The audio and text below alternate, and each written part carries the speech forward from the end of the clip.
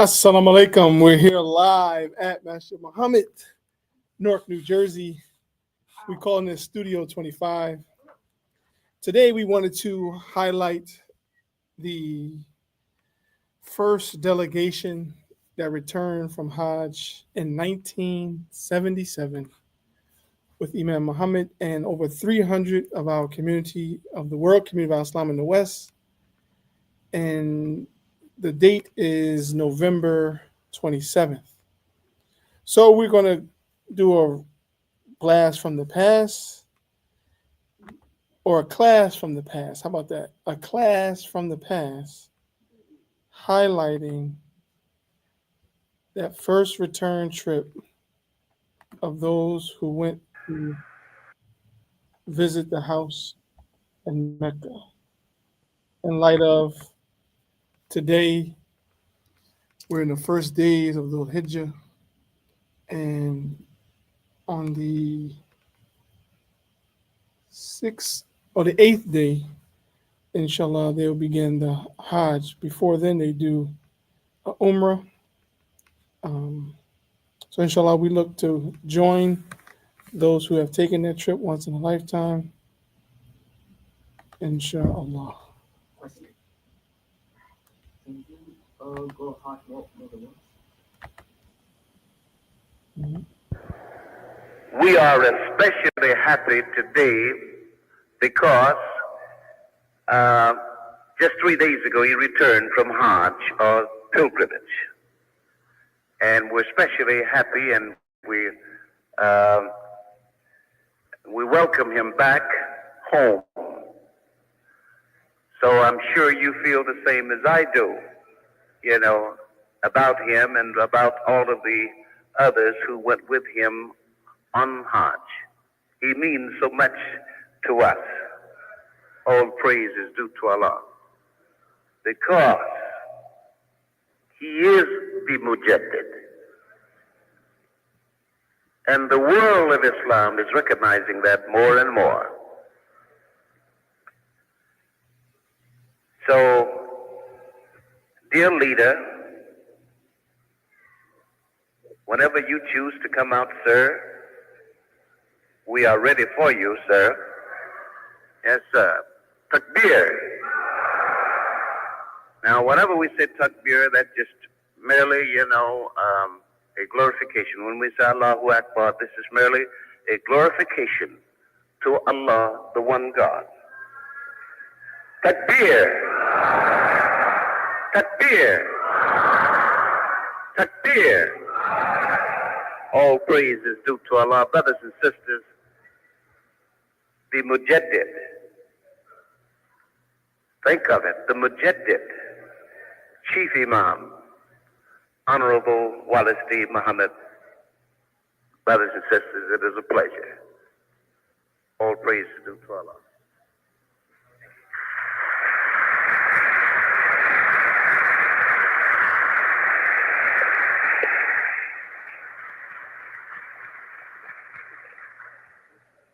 Dear beloved Muslims, brothers and sisters, Assalamu alaikum. All praise is due to Allah, the Lord, sustainer of all the world. With Allah's name, to Him is due all the praise.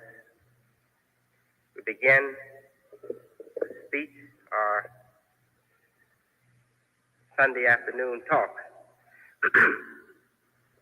I see we have snow out there today, and it's thickening up, it's coming down. But we know that winter comes, and it doesn't last forever, it goes away. All praise to Allah, you have made it here. You who are here, you braved the snow and bad weather and came out. We have many who didn't make it today or haven't made it yet. But all praise is due to Allah. We will enjoy the afternoon and pray that as many as possible will be able to attend the meetings regardless of the conditions of the weather.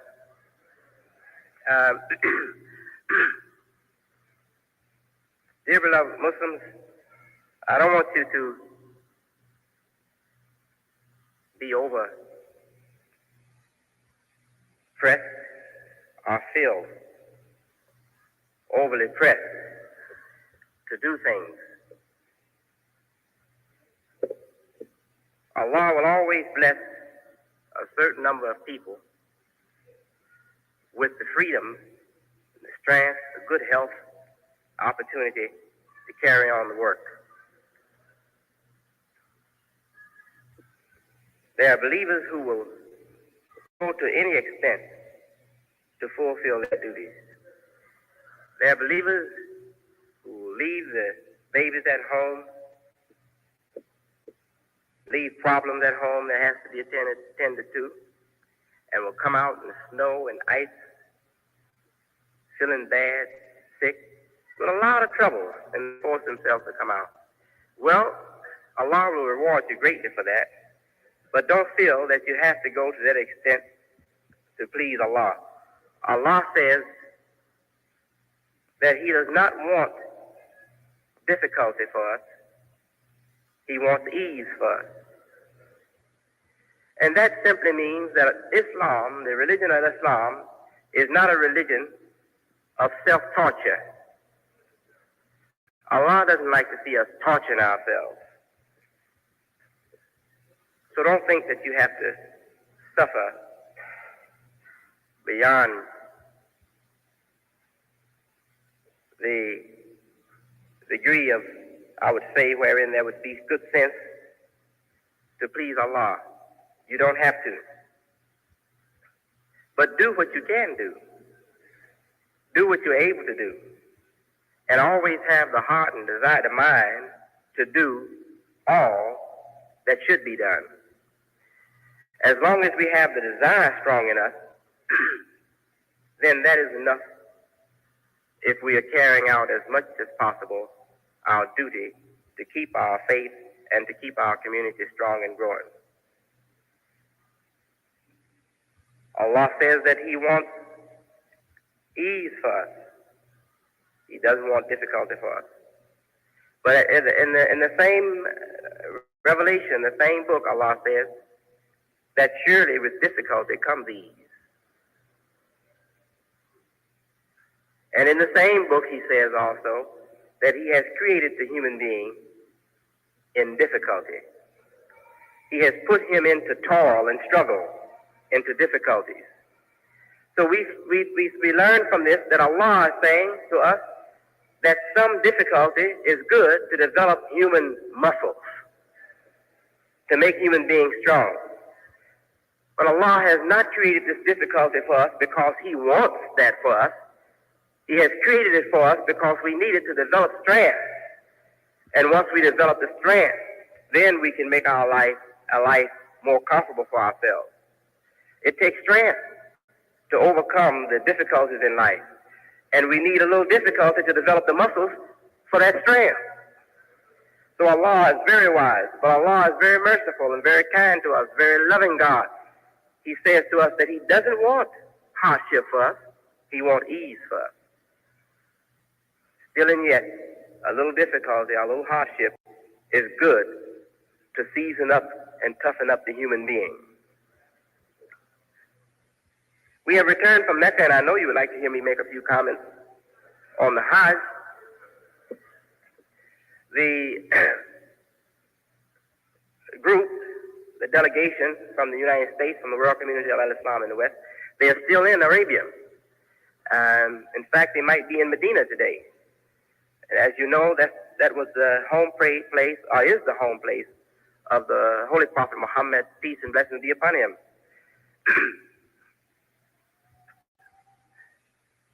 We expect the group to return on the 30th of this month. So we still have a few more days to wait for them. And I'm eagerly awaiting their return. I'll be happy to greet them because they're heroes.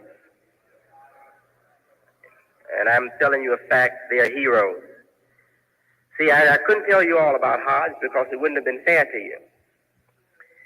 You're supposed to go with your own faith. You're supposed to go with your own desire to make the Hajj. And no one is supposed to condition you too much for that trip. You're supposed to condition yourself by praying to Allah and preparing for it. All we do is tell you it's a long trip, it's the Hajj. And there are some difficulties there. But if I had told the whole story, maybe some of those people wouldn't have gone.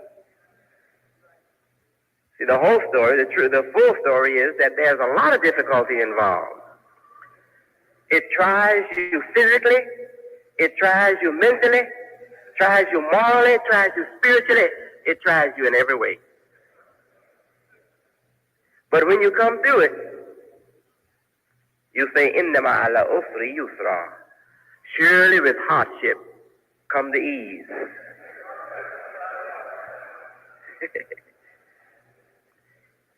Anyone who makes the Hajj and makes it with faith and devotion to Allah, when he returns, he is a giant in comparison to the person that left to make the Hajj. He comes back a giant of a person, because he has seen so many sides of his own nature. Now, mind you, he's seen the sides of other people too. But Hajj really brings out yourself. When you make Hajj, you go there, you're so happy to make Hajj. Oh, you want to see the Kaaba. You know? You want to pray where Abraham prayed. You want to make the run that Hagar made, you know?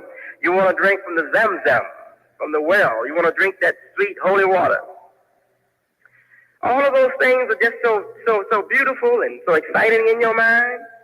And when you get there and find out how much energy it takes to make the run that Hagar made, when you find out how tired you are when you get to Zamzam, and how you have to struggle with other Hajis to get some of that water.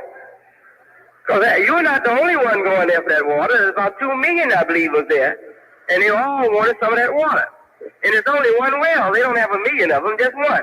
So you got 2 million people, all of them want some of that water. 2 million people, all of them want to circle the Kaaba. All of them want to make the run of Hagar. All of them want to throw the stones at Satan and hit Satan in the head, you see? All of them want to do it. So can you imagine that many people all wanting to do it and trying to do it at the same time? It's quite difficult. Now, I don't mean that 2 million people will be there at Zamzam, but there will be a whole lot of people there at Zamzam. Thousands will be there. They'll be lined up, waiting to get to Zamzam. And you're lined up, you're trying to get there too. You're struggling. There's a lot of difficulty involved, But the true heart grows stronger and grows healthier under that difficulty. The disbeliever, he usually drops out. Yeah, pretty soon it'll tell on him. It'll bring him out. He can't make it. It's too difficult for him. During the Hajj, there was speeches made, and one of the brothers, in fact, several of the brothers, but one of the brothers I remember from the States, from Chicago, who's now there, Dr. Ahmed Saka, he said the Hajj is a jihad. Now, you know, the Western meaning they've given to jihad is war, just war. Jihad, war. But actually, jihad means struggle. It doesn't mean war. Harb means war. War is harb in Arabic. Jihad is struggle in Arabic, not war. Struggle. So a struggle it takes many different forms.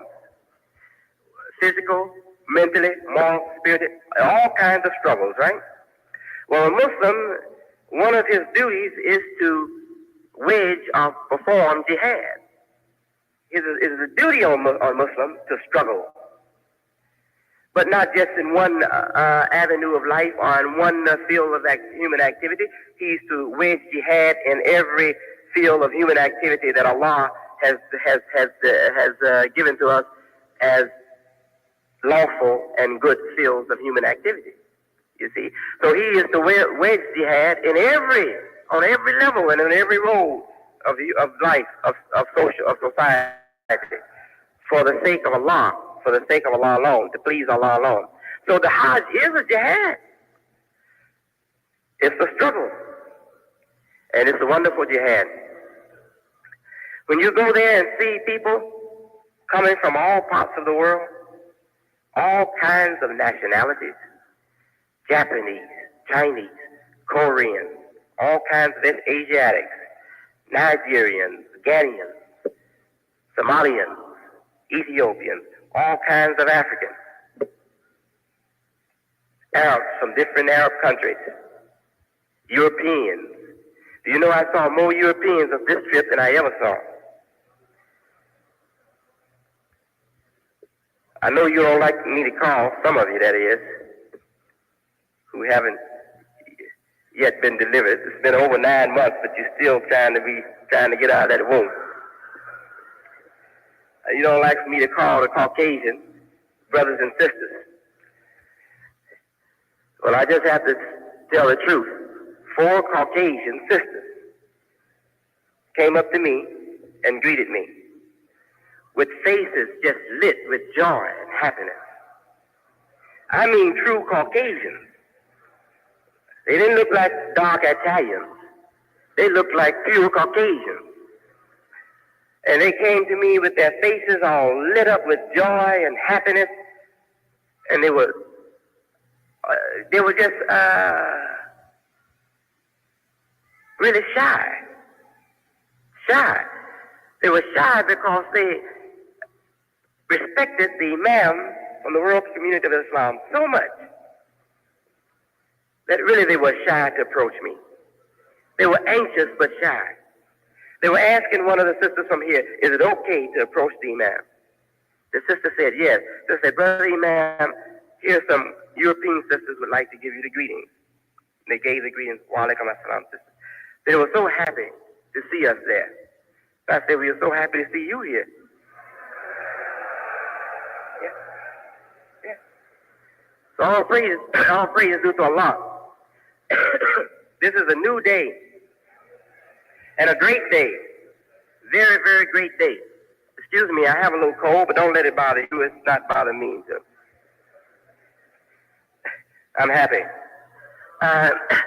So the 4 Caucasians were there, greeting me with excitement on their face that showed beyond a shadow of a doubt that they were Muslims indeed. They were true Muslims, genuine Muslims, the best of the Muslims. I met Caucasian men, same way. Very happy to see us, all excited. In fact, maybe to some of your surprise, we had 2, I believe, or 3 Caucasians from the World Community of Islam there at the Hajj. I met 2 of them there, and you couldn't tell them from the brothers. They just were so happy and excited. They had the same look of Islam on their face that we have. Same happiness that we show. Same love for the brother and sister that shines on our face was shining on their faces. This is the power of Allah and His word, the Quran, and the message of, that the Prophet Muhammad gave for the whole world. This is the power that we see. It's stronger than any artificial thing that this world can produce. There we saw the oneness of the brotherhood, the oneness and the brotherhood of man, the oneness of man in the brotherhood of Islam. All coming obeying one God, believing in one truth, accepting one messenger as a messenger of God to all people. Not to a particular race, but to all people. Accepting that there is no superiority of color, or nationality, or profession, or social status, or class, but only one superiority, and that is the superiority in terms of obedience to God. He who is best in his conduct before God is the best among you. This Prophet Muhammad told us. He said no superiority of Arab over non-Arab, and no superiority of non-Arab over Arab. No superiority of black over white, and no superiority of white over black. He said the only superiority is in obedience to God. This is what Prophet Muhammad taught. And we see that in the Hajj, that these nationalities and colors from all over the world have embraced that pure teaching. And they live together as one family. Drinking out of the same jug, sleeping in the same tent, resting upon the same hill, standing upon the same fast, listening to one teachings, one truth, and all bear witnessing to it with one voice, with one mind and one heart. Nobody saying I'm white and I'm black. Nobody saying I'm a doctor and he's a non-professional man. Why is he here? He can't say that. The only superiority is obedience to God. And the Hajjis begin their trip by saying, Labbaik Allahumma labbaik. I obey you, O God, I obey you. I don't come obeying myself. Myself may lead me astray. I don't come obeying my nationality. My nationality may lead me astray. I don't come obeying my family or my tribe or my color. These things might lead me astray. I don't come, oh God, obeying the wealth and its dictates upon my life, or obeying the knowledge and its dictates in my life. I come obeying you who originated the heavens and the earth. In this spirit, we can solve all the problems on earth. Every human problem can be solved if we move in that spirit. The oneness of God, one God. Holy Quran say, if there were many, there would be confusion in the creation. In the Holy Quran, again, Allah in the Holy Quran, He questioned the human nature. He wants us to see our own nature. See, is there a likeness? Is there a comparison between the two? One obeying one master and another obeying two or many? You can't compare them. A man who's trying to obey two masters, he's confused. He's always in trouble with both of them. Well, I told you to do this, so also told me to do that. So aren't you both masters equally? So whenever he tells me something, I have to do it. So this is confusion. Does a human being want 2 or 3 leaders to direct them, or one leader? Do we want 2 or 3 presidents or one president? Are there 2 or 3 heads over a university or one head over a university? Human nature tells us one to be the absolute boss on top and others to take advice. Is that right? That is God. And if we accept a God like that, it brings us into a spirit to accept each other as brothers and sisters. But as long as we believe that I have my own personal God and you have your own personal God, we'll never come together. Your God leads you one way, my God leads me another way. But if we can accept to have one God and that God be the true God who formed the creation, formed life, directs it, and controls everything in the heavens and the earth. If we give ourselves to that one absolute authority who is creator, originator, who is judge, not just today, but yesterday. Before time began, he was there. One who is aware of things from the very beginning and will be aware of things until the end, and nothing will outdo him. Everything will pass away, and he will exist forever and ever. Believing in that kind of God, all of us can come together. We can come together and be brothers and sisters under that one God. We will respect each other as equals under that God. I believe in that God, you believe in that God. That God created you, that God created me. That God is my protector and your protector. Don't you know that? Allah is not just the protector of a certain people, a certain individual, or a certain race. Allah is the protector of all people. Coming into that kind of knowledge brings us into the mind and spirit that is needed in order for us to make this society, this human family on earth, a peaceful one, a sensible one. Dear beloved brothers and sisters, the Hajj is a great message. It's a great message. It's a message of struggle. Struggle to do what? Struggle to overcome those evils that deprive human beings of peace and happiness, security. What are those evils that deprive us of peace, happiness, and security? Falsehood, selfishness, racism, class distinction and discrimination against classes. These are the evils that deny the human being on earth the blessings of peace and happiness and security.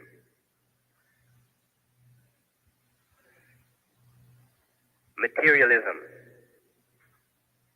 One people wanting to hoard all the wealth, wanting to monopolize the wealth of the land so that they can dictate the life of the others.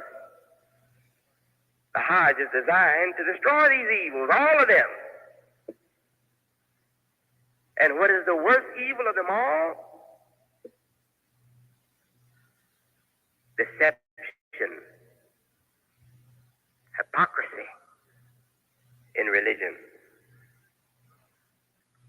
And the Hajj is designed to destroy that.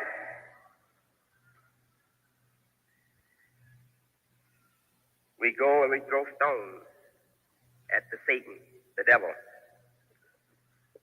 We throw 7 stones.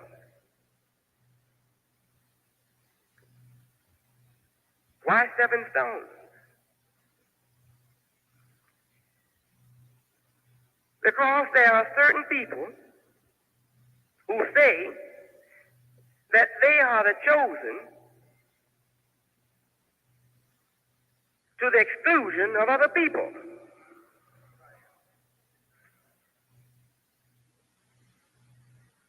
And that the Sabbath is their Sabbath day by birthright, and the Sabbath day of other people by adoption. Certain people have made themselves legitimate creatures of God and have written all other people off as illegitimate creatures of God that can only become God's servants or his sons and daughters, as the Christian scripture or the Jewish scripture gives it, by adoption. I don't need anybody to adopt me. I have a mother and a father and a God who created me. Now what do I need somebody to adopt me for? Well, you pick up the Christian and Jewish scriptures, and they talk about adoption and birthright. Birthright for the particular class, or for that particular race, that are supposed to be the children of God, and adoption for all others. Am I speaking the truth?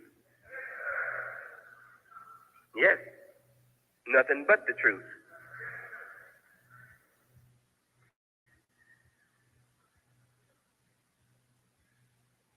The scheme of Satan is in the Bible, and it's dealt with at Hajj.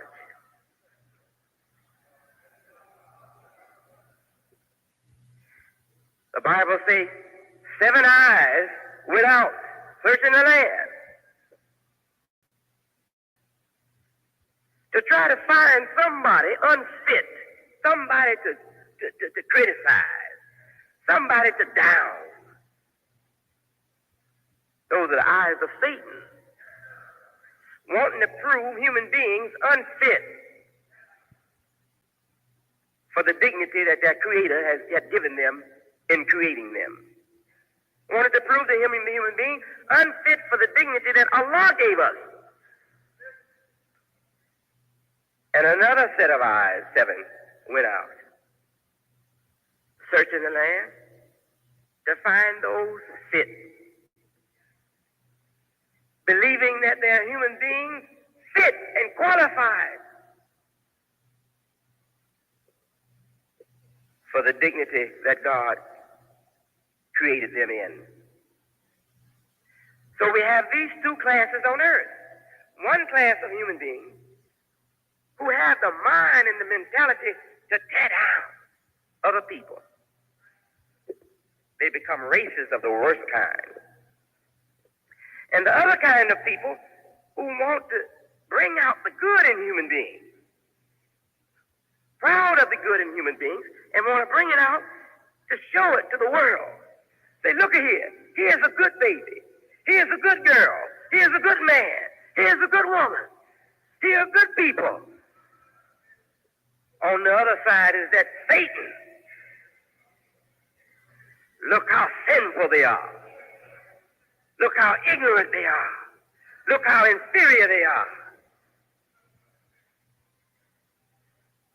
Now, there's a particular people that mock people like that and go about trying to destroy the dignity of human beings to make their claim true. They're not satisfied just to point out the weaknesses in the people. They feed the inferiority in the people. They feed the sins.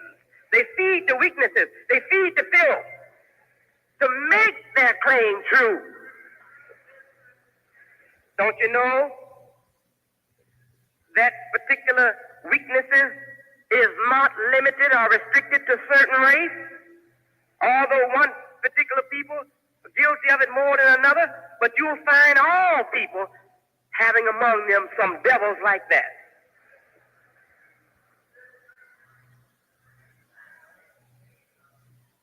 Who make evil, wicked, discrediting statements against human goodness, against faith, against righteousness. And are not satisfied just to make statements, negative statements like that. They go about sneakily, hypocritically,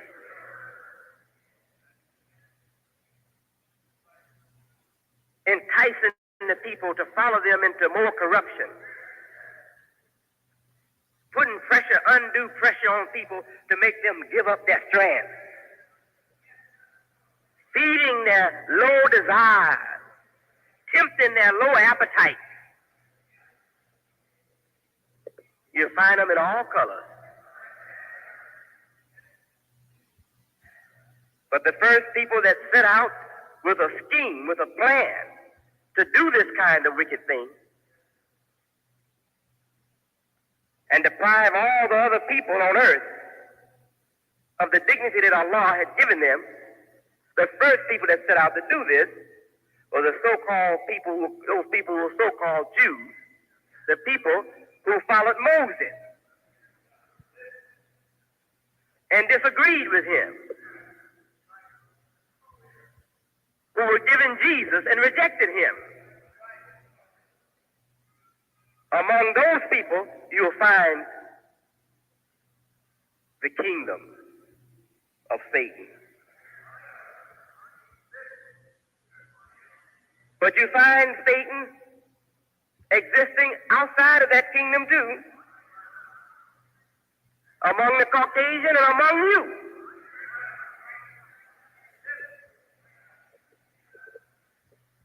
Some of you, under this evil, hypocritical environment, you've given up wanting to be right. And have made up in your heart and your mind that wrong is where it's at. And you're unhappy with people around you being right. You can't stand right people. You'll become a Satan Well, we hit you in the head until you're dead.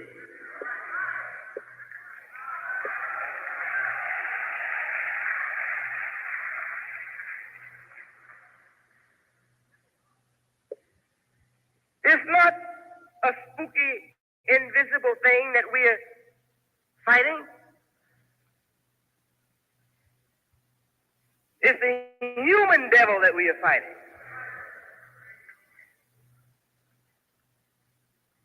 Or I should say a devil that has lost all his humanness. That's better. A devil that has lost all his humanness. That's what we are fighting. And we pick up 7 stones because that's the number that is used in the scripture called Bible. A Sabbath after 7 days. A major Sabbath after 7 times 7 days. So we throw 7 stones. But in all, we throw 7 times 7 stones. 49. 7 at a time. And we try not to miss the mark. We try to hit the stone right in the head. What are we talking about? Stone. Bible say you stony hard. Stone mean that all the human being is gone. How do we identify the human being? There's a word in the Arabic language to identify a human being. It's called bashar. And Prophet Muhammad is called the bashar. It means a mortal, flesh and blood human being. That's what it means. But what does the word refer to directly? To the skin. Bashar. To the skin. We feel with the skin. The skin is sensitive. The human being is made to be a sensitive creature. But when he hardens up and becomes callous, like a stone, you touch him, you don't feel nothing but stone. He can't feel anything because he's stone.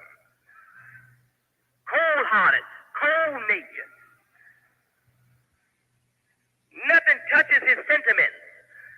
Nothing stirs sentiments in him. Become a solid stone.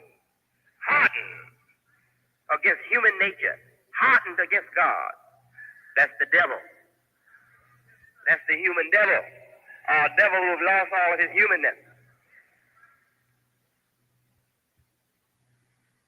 We take stone and throw at stone. 7 stones at stone. What does that mean? Fight fire with fire. That's what it means, fight fire with fire. I can bring some water to the devil, but he's not skin anymore. Skin needs water. Stone doesn't need water. Don't bring no water to the devil, bring a stone. Oh, are you teaching that we're supposed to be a devil against the devil? No. Be a servant of God against the devil. But if he persecutes you, persecute him. If he fights you, fight him.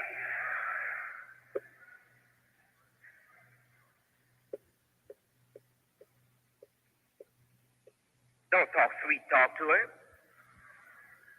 Don't say, baby, don't you know God loves you?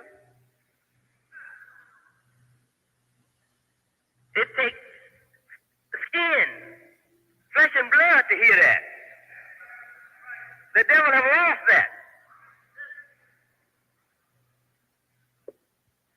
Have you seen anybody more successful than me in your day and time? In driving the devil back and bringing people into their human form? You haven't seen anybody more successful than me.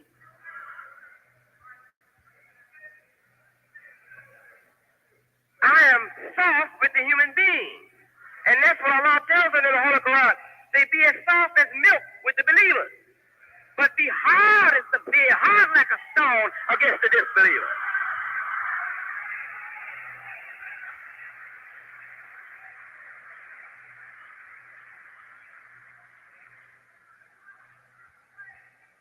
You don't help a wicked person by sweet talking them. You want to help a wicked person? Be strong against them. Then you help them.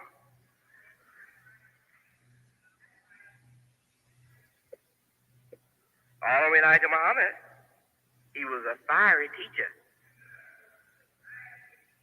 He spit fire like a dragon.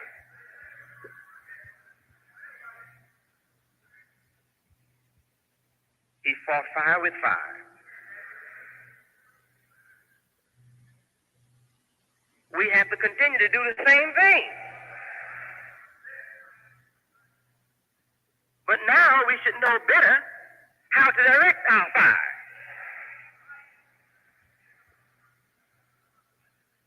I don't see the Klanmen standing out there giving me trouble.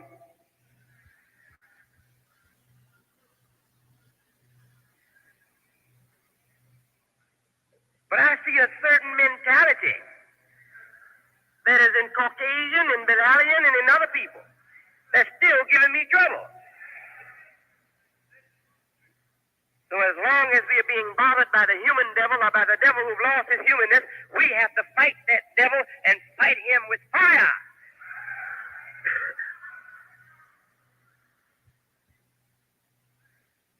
Stone against stone. He's hard. I'll show you I can be hard. Don't think I'm going to hit you with a tomato. A tomato will burst on the stone. I'm going to hit you with something like yourself, something hard.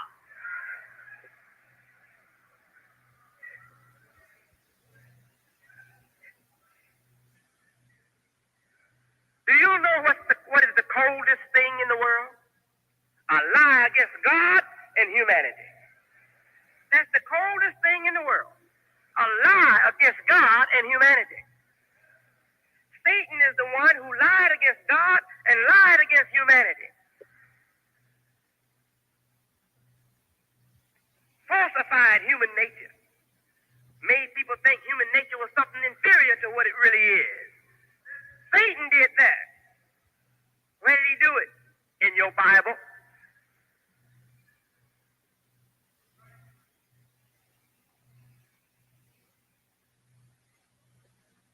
Just have a little patience. I'm not going to keep you here all day.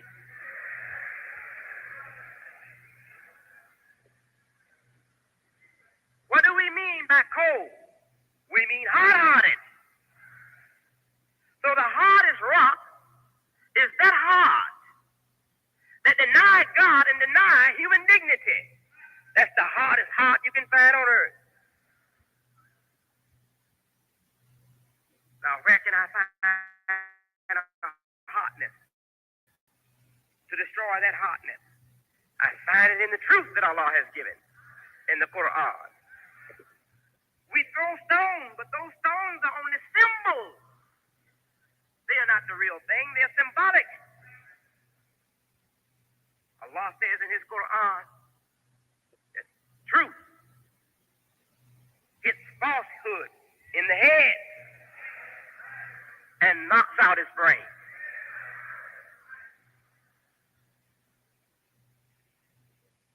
Seven stones mean throw the truth directly into the head, into the mentality of this lying world.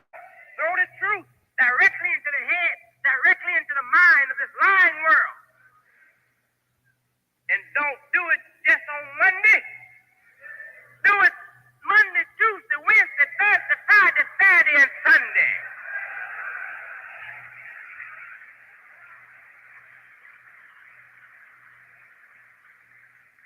Do it every day of the week. Do it 7 days a week. until he's dead. This is jihad. This is battle against the devil on the highest level. But don't forget what I told you just earlier. If he come up to me with a muscle, I'm going to show him I got a muscle. If he hit me with a stick, I'm going to find me a brick.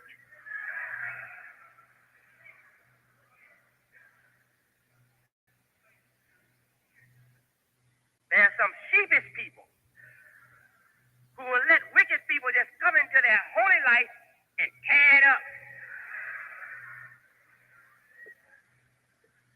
You come over here, you'll get your butt stripped.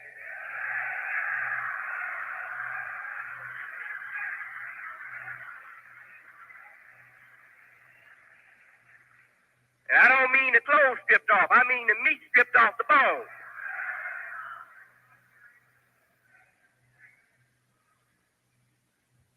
We are peace-loving people. We love Allah. We love all people. We are out here battling, talking to our own kind right here, the Belalian people. But there are people out there who are also our kind, humankind. And we hope that this truth will reach the whole humanity. But don't think we're some song singing angels. We are flesh and blood human beings. We can be angered.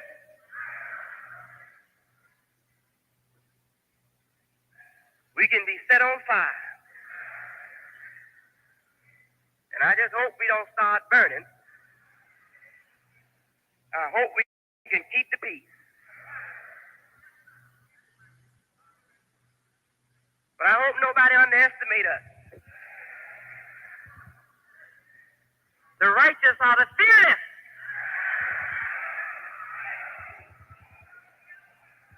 They fear nothing but Allah. They are hard on the devil and his imps.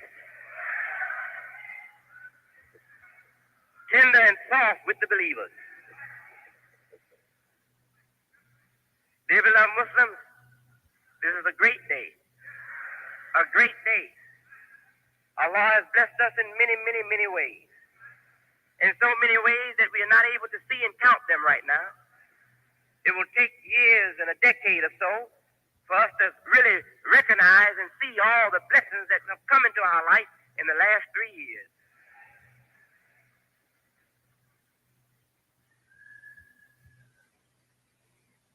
Dear beloved people,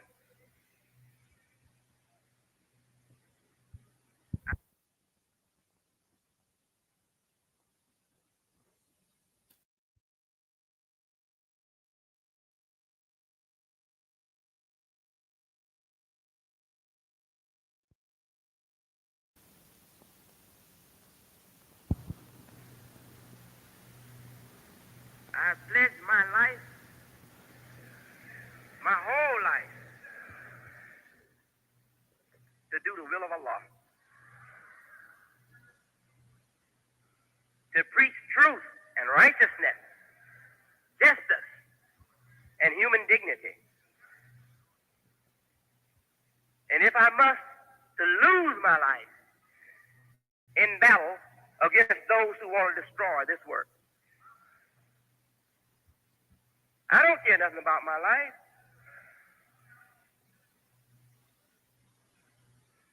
I want to see this life grow and prosper. If losing my one life serves that cause, I'm ready to lose it. I'm happy to lose it.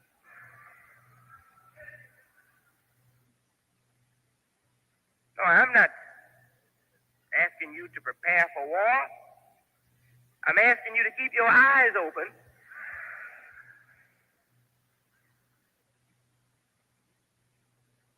and be ready to suffer whatever you must suffer to advance the cause. If we have to suffer the absence of the comforts that we now enjoy, be prepared to suffer that.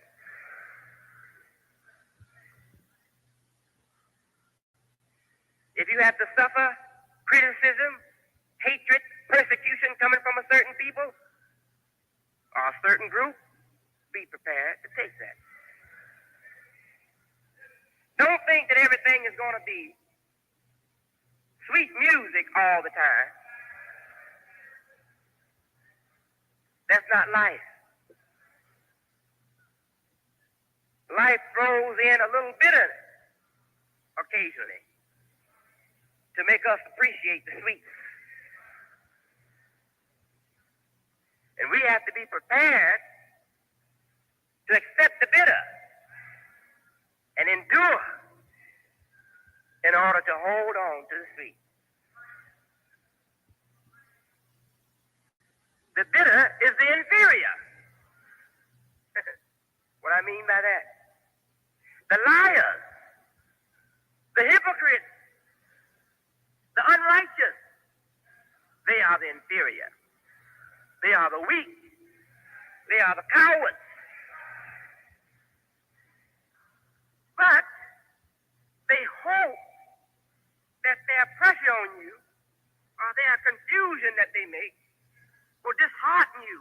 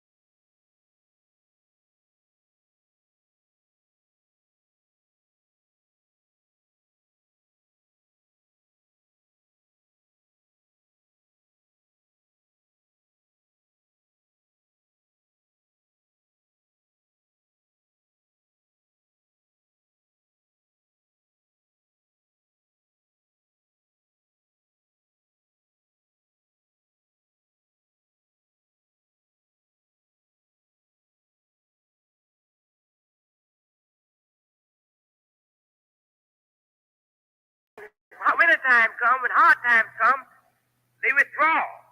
We can't find them because they know that this is hard on you now, and only a few will be out. Say we won't show up, and maybe they come out and just see a few. They will become disheartened. They will lose faith. They say, "No, Imam Deputy Muhammad, he's not the right leader. He can't keep us together."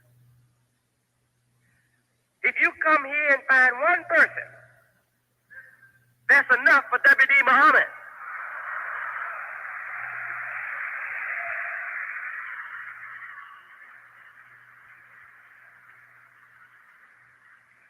I would like to see 1 million. I would like to see 1 billion. I'd like to see all of our people. But Allah knows if I can have one person standing in this space, I won't be discouraged. I'll be brave and courageous with just one person. Don't think numbers is strength with me. Faith and righteousness is strength with me. I'd rather have one true person than to have 1 billion false people.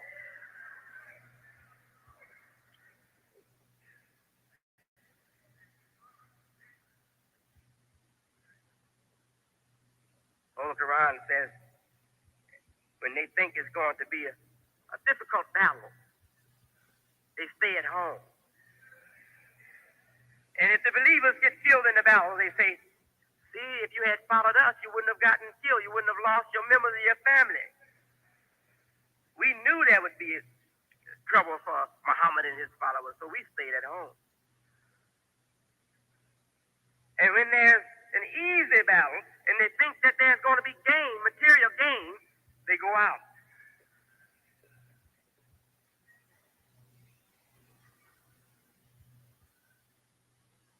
We're not worried about people like that. We shouldn't even waste our time with people like that. Let them go. But don't let them deceive you and weaken your faith.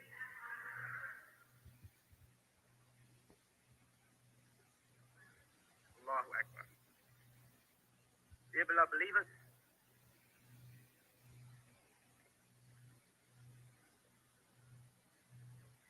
we have a great job to do of giving human beings back their human life.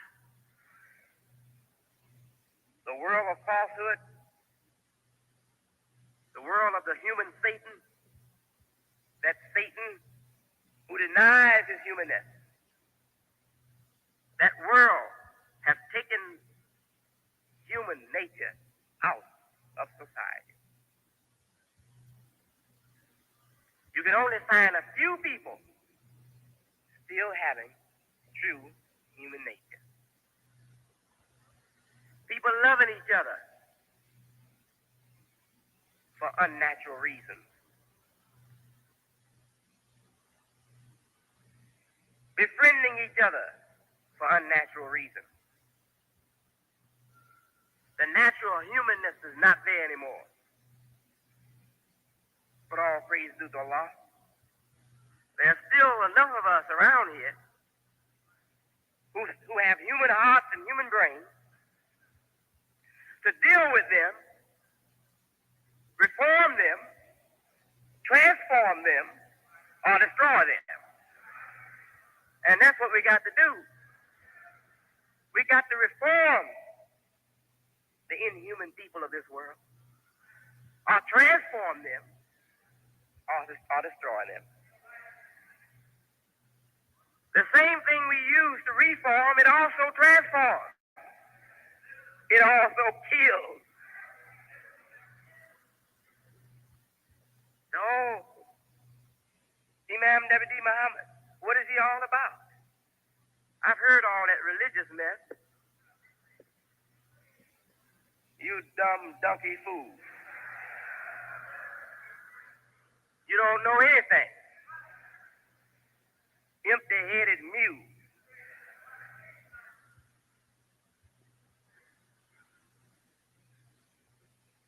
They can't see the influences that master life and society. And they can't see that Allah has blessed us in America with the influences from His revelation to overcome the influences of the devil in this wicked society. They can't see that those who built their world on destruction are now no match for us who build our world on truth and righteousness. They can't see that what Allah has blessed us with is more powerful than the seventh fleet, more powerful than the atomic bomb, the hydrogen bomb, more powerful than the Gestapo.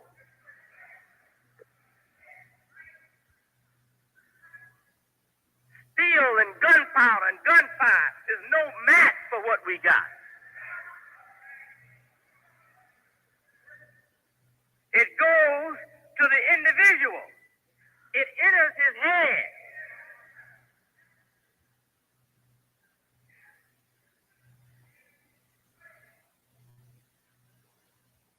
Can the gun shoot itself?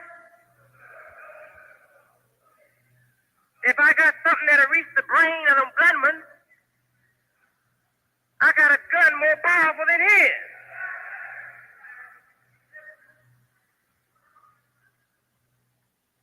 Does the missiles fire themselves, or are they fired by a man? We have a truth that turns the brain.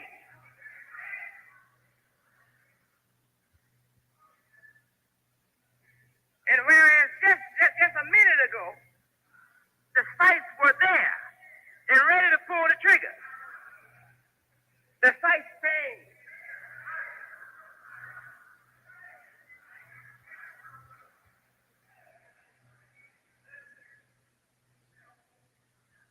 Even in the kingdom of the devil, the strongest weapon is not the physical weapon.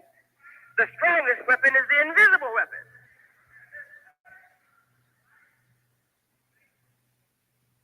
We have come to a time in the history of civilization wherein the weapons of war have almost become obsolete.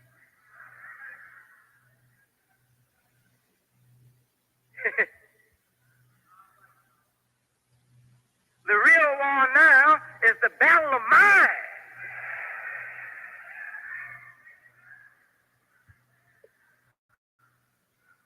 And we got the best and the most powerful mind.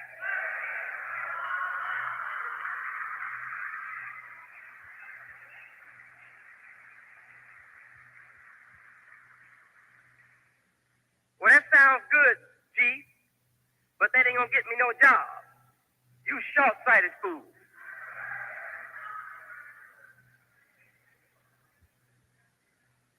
That's gonna get you equality.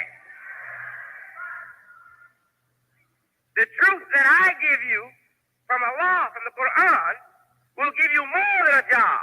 It will give you equality. It will put you on equal plane with everybody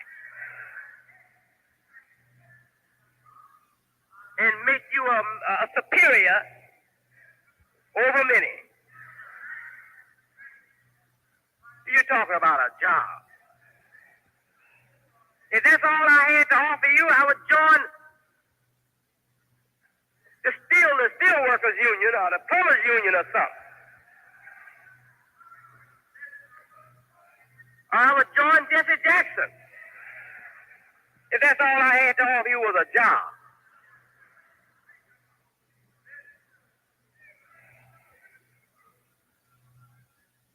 Man got your five senses. Got your conscience. Got your sentiments.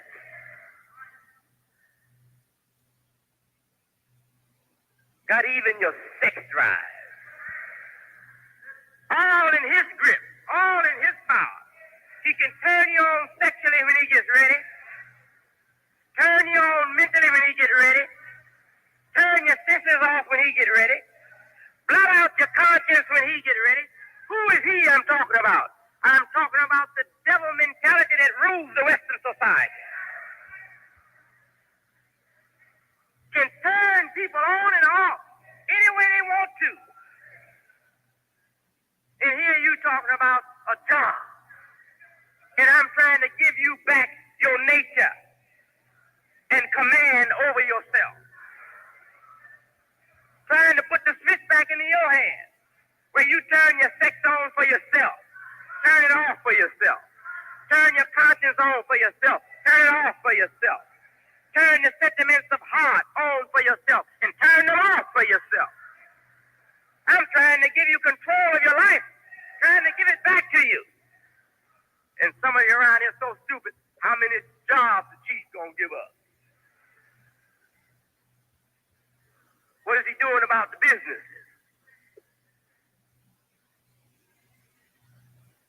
We got a good businessman taking care of the businesses.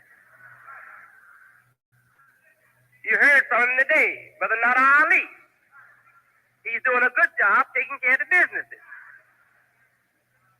And he told you the only business we have that is closed is your supermarket, and it's going to be opening pretty soon.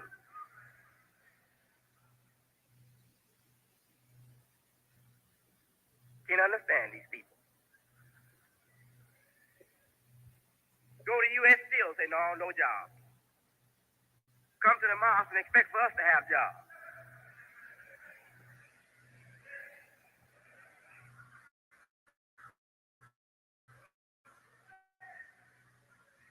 Go to First National Bank, no loan.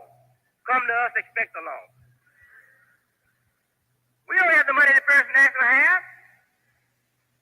We don't have the employment capacity that U.S. still has. Why do you expect more of us than you expect of the world?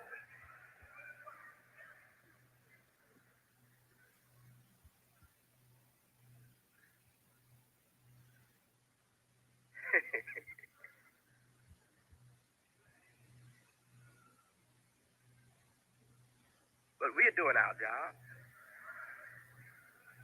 We are not forsaking the business. We are trying to put the business in healthy, natural form. We don't want to operate pieces of business. We don't want a mask of a business. We want the business. We don't want a facade. We want the real thing.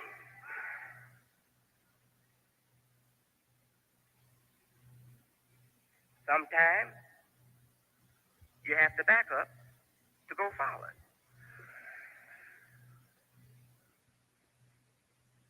And when you didn't do the thing right back behind you, it's best to back up and do it right and then go forward. So we had to back up, pay a lot of bills, back up and pull a lot of loose strings back together like they're supposed to be. Back up and get our hands and our control on what we got. And after we've gotten ourselves in command of our own possessions, we can move forward. I have no trouble with the believers. The trouble is with the hypocrites.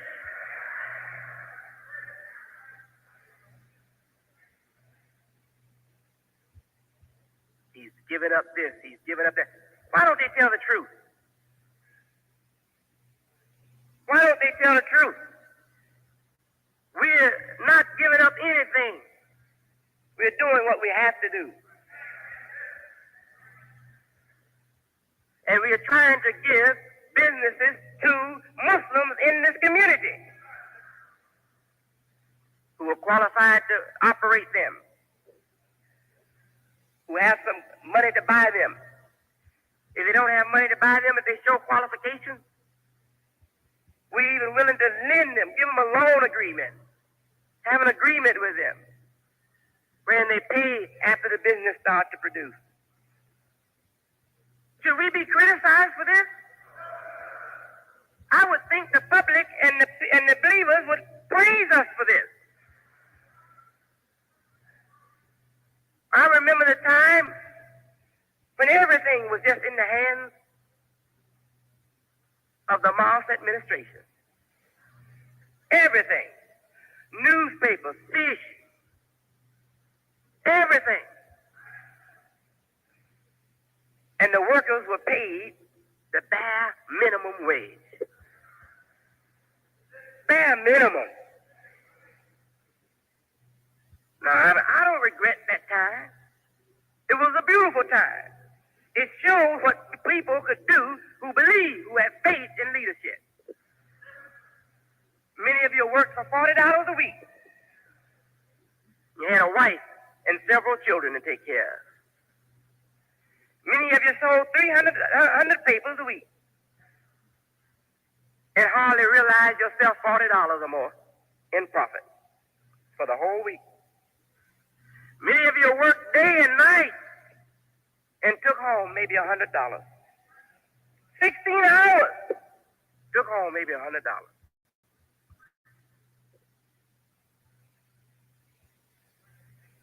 Fish program, a lot of fish was sold, but a lot of fish was lost. Why? Because poor brothers out there walking up down the street with white and H&G fish in 80-degree weather. His fish is thawing out, but he got to sell it. He's selling it for the honor of Elijah Muhammad. I'm not crying. It was a beautiful thing that a man could have that much faith in another man of his own color. A man that was taught not to respect his own color, was taught that he was inferior and his leadership was inferior. That man could ignore all the criticism of the Caucasian society and follow an uneducated Bilalian man, the Honorable Elijah Muhammad, with that degree of dedication and sacrifice. I say it was beautiful. It was beautiful. I'm not crying, but I'm pointing there to show you something. Here you have something today that's more beautiful. Why do I say it's more beautiful? Under the Honorable Elijah Muhammad, we proved that we could slave under a black taskmaster. We proved to the world that Bilalian people could give the black leaders the same servitude that he gave the white master. Was that necessary? Yes, it was. If it hadn't happened, then history would have been having a big person in it. The white man got blood and sweat out of those black fools. I bet you they would never give it to a black man. Well, that person doesn't have to be on history. We gave it to the Honorable Elijah Muhammad.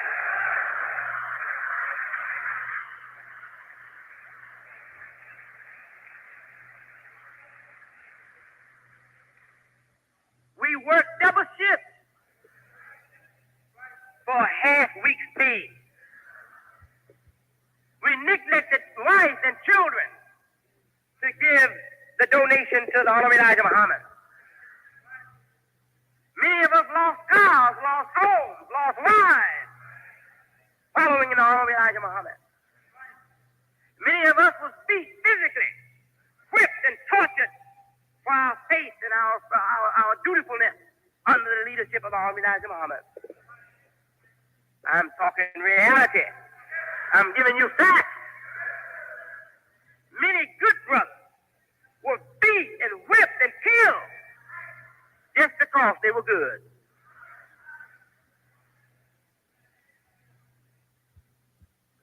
I know a few of them personally who lost their lives, beat to death in a cruel way, simply because they were good.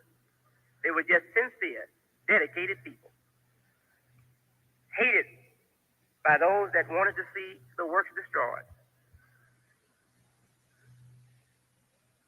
I've seen the Honorable Elijah Muhammad talk to one of his officials, just like the slave master talked to the slave. What are you doing? If you do that again, I'm going to bust you down. I'll give you 90 days or 6 months. I've seen them beg and plead for forgiveness, just like the Uncle Tom did. I've seen them rubbing their heads and backing up backwards. Yes, sir. Yes, sir, dear Holy Apostle. Yes, sir, dear Holy Apostle. Yes, sir, dear Holy Apostle. Exactly the same way they did for the Caucasian slave master. I've seen them do that for the Honorable Elijah Muhammad. That was necessary. We had to see that there was still a place in our life for Bilalian authority, and that authority could be just as strong as Caucasian authority in our lives. I saw the Honorable Elijah Muhammad call a brother once. I won't use his name, I'll use a fictitious name. Joe. And he came trotting. Came trotting just like the slave did for the slave master. He didn't call him Brother Joe. He didn't say Mr. Joe. He said just plain Joe. And this brother came trotting. Yes, sir, dear Holy Apostle. Yes, sir, dear Holy Apostle. And the Caucasian was standing there. I know you don't like to hear me talk this kind of talk.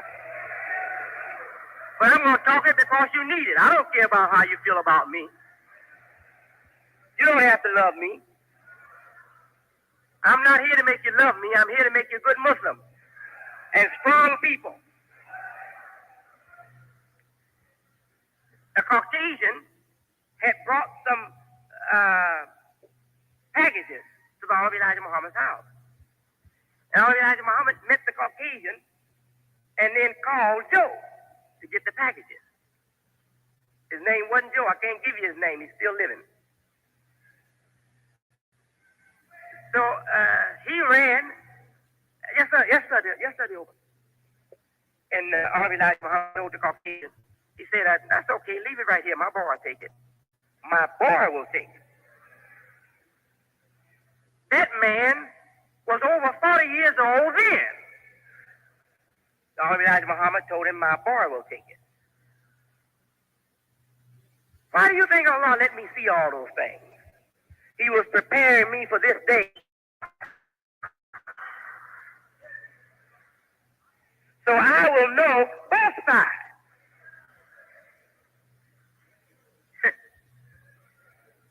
The weaknesses and the strengths. And will be able to see the wisdom in what was done.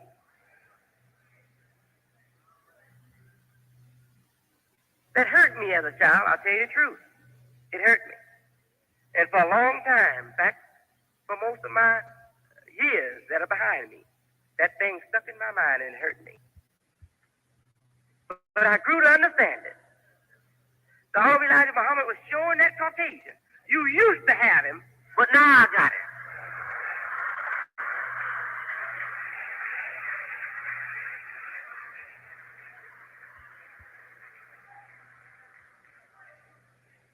They see you thought it was your boy, didn't you? You see, I called Joe, and Joe came running. And I told you right in front of Joe's face that my boy would take it. And Joe didn't complain. Joe picked up those packages and took them back in the back. A victory for a Georgia boy.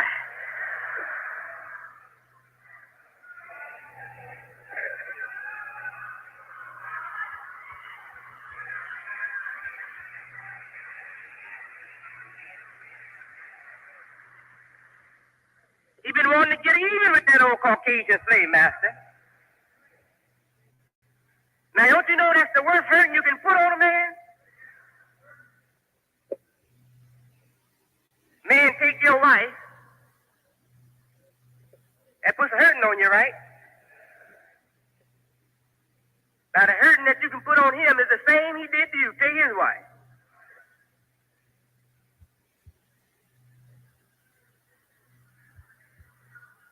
Right in his face.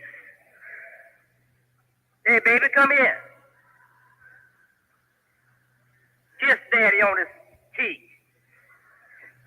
Kiss him on his hand. Kiss him on his elbow. Have a kiss on his knee. Make that man want to die. Say, God, I wish I was dead.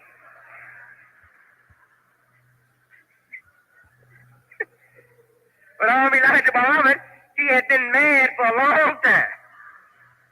Been mad at that Caucasian, bossing his people around, and he couldn't do nothing about it.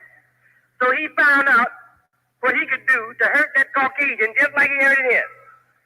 Take his boy back. Take his wife back. Hey, come here, baby. Baby, come running.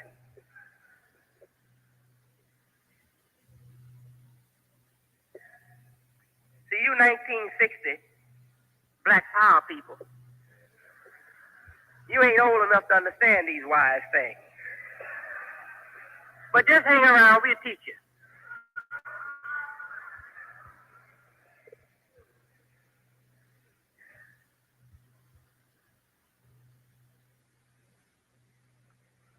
This is a new day. The old things won't work anymore. Nothing will work but what you see us using. You pick up something else, you're going to fail.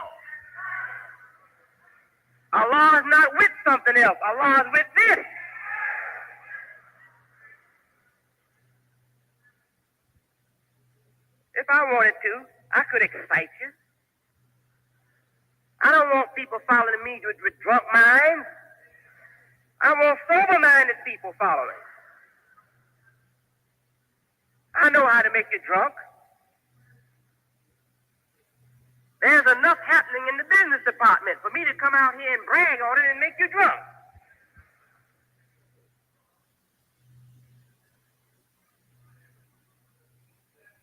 But you don't catch me coming out here bragging about what we are doing business-wise. And we are doing something to brag about.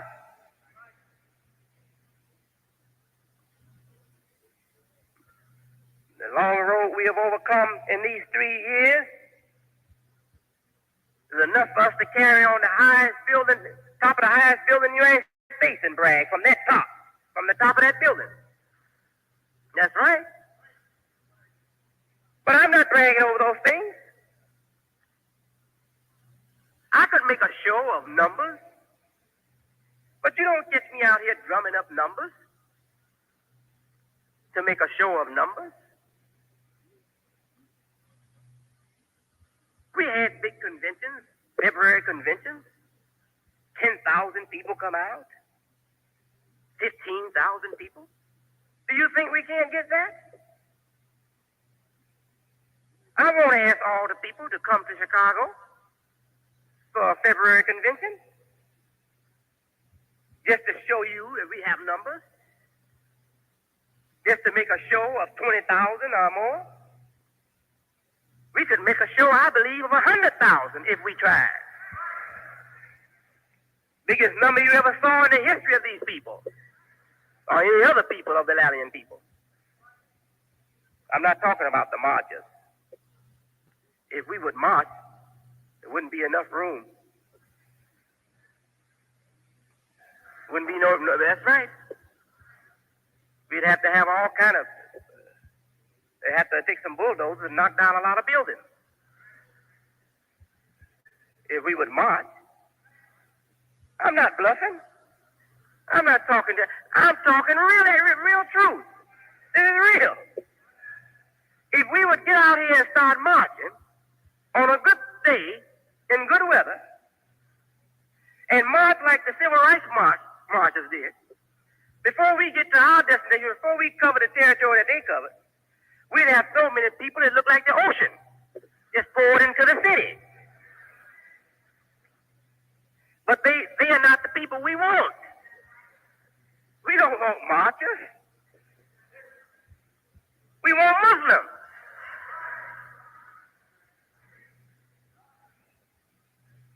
We don't want people to come out just for a show. We want Muslims. This February, if we wanted to, we could fully fill any big house they got here. The McCormick Place, we could fill it up. For what? Just so the Newsweek or New York Times to say that the organization is really growing. They had their biggest attendance this year. No. Believe me, they know.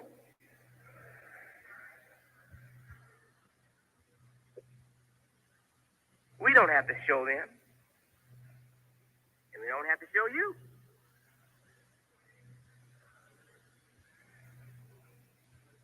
That money that believers spend coming here, they can keep it. And you put it to some good cause at home.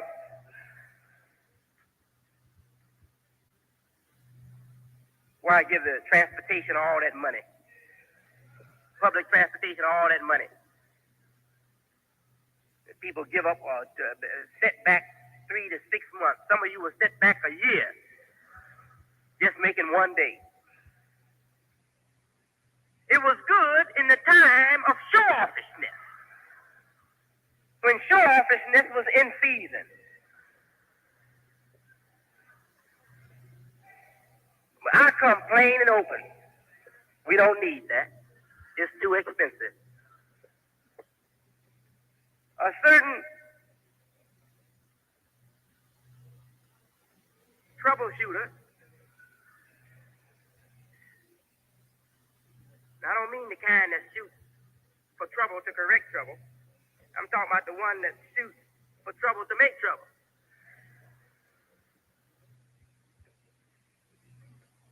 Criticize the second resurrection.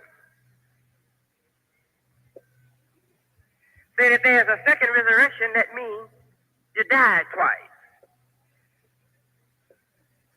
You're certainly speaking the truth.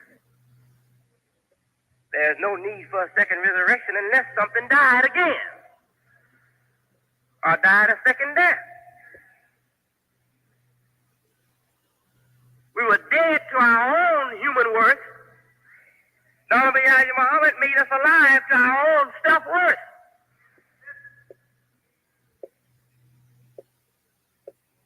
But over the years, especially the last 10 years of material progress, the community leadership and many of the followers fell dead again. They died under material influences. Died the death of the materialists. Certainly you were dead twice. And exactly what we mean when we say second resurrection, we mean you had to be brought to life again because you had died. Many of you had died morally, spiritually, and in every other sense. You were just alive as tools of destruction. How pitiful it is that people criticize and don't know that criticism is praising. Listen to what they say. They are criticizing, but their criticism is praise. Say, if there's a second resurrection, it means that you folks, some of you folks must have died twice, died again. Well, that's right. Some of you folks did die again. Not this man standing here. If one of you hadn't stayed alive, it wouldn't have been a second resurrection.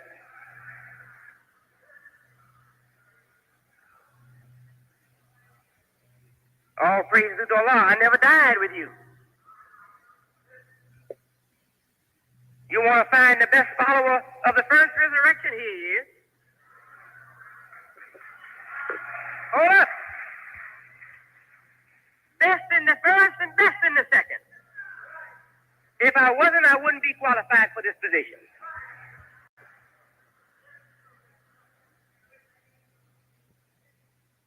I respected my kind. I loved my kind. I was truthful. I preserved the precious wisdom of the first resurrection. I didn't smoke. I didn't drink. Didn't gamble.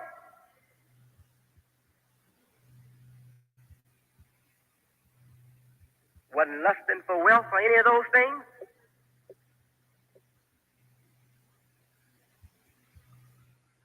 So wasn't I a model follower of our Elijah Muhammad?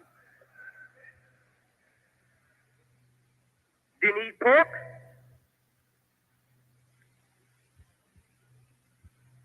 I obeyed the disciplinary laws of the Temple of Islam under the Holy Elijah Muhammad. And when you were around here chasing dollars, riding in Cadillacs, Mercedes-Benz,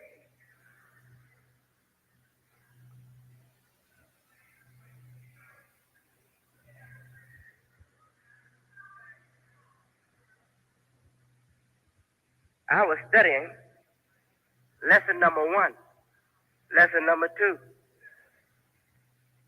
English lesson C number 1, 14 questions and answers, 40 problems, the actual facts.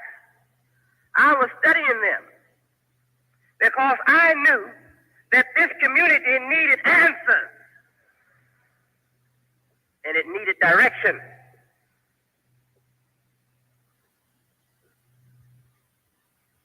So I was studying to prepare myself so that if there was any need for help, I would be around to help. Not that I wanted to be the boss. I never wanted to be the boss. But I wanted to be in a position that if the community needed help, I would have some help for the community. So I studied and I prepared myself, and I got understanding. Allah blessed me with it. I prayed to him and begged him for guidance. He blessed me with understanding. And what I got, I made mental note of it, or I made a physical or written note of it. And I continued and continued and continued and never gave up. And time came when the community needed help. And I came with plenty help. With plenty help.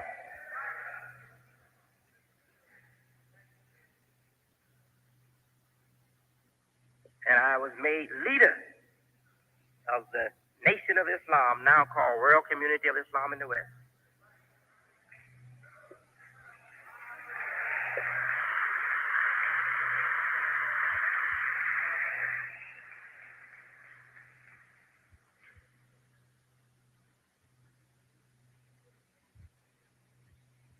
Do you think anybody can take that from me? No, indeed. Why? Because nobody gave it to me. Allah gave it to me. What Allah gives you, nobody can take away. I didn't come begging for it. I wasn't seeking it. Allah gave it to me. Because I was the only one around here that deserved it.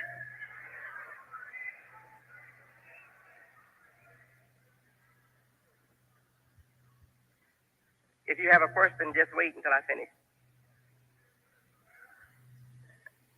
Yes, sir. As soon as I finish. As soon as I finish. All right. Yes. Now, brothers and sisters, I want you to understand that this is Allah's work. All of us, we are just having a place in it. And thanks be to Allah that we have a place in it. But don't think that this is some work of Wallace D. Muhammad. It was impossible for Wallace D. Muhammad to sit down and plan what has happened. It was impossible for Wallace D. Muhammad to go on his own and find the knowledge that I found. One of the names of Allah is the finder. He is the finder. He found the knowledge and gave it to me. What do I mean by that? I mean that he uncovered it for me. I wouldn't have never seen it if he hadn't uncovered it for me. I went seeking, but I didn't know where the thing was. Allah had to show it to me. Dear beloved Muslims, Allah has shown me so plainly that He is in complete control of this mission here in America, that I don't have any doubt, any suspicion, any question. I don't have a single question to ask God. It's perfectly clear to me that this is His work. He's in control. I hear talk. They say, so-and-so said this against you. So-and-so said this about the community. They're organized to do this, organized and do that.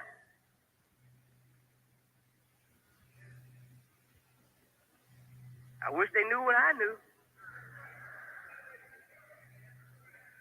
They're wasting their time.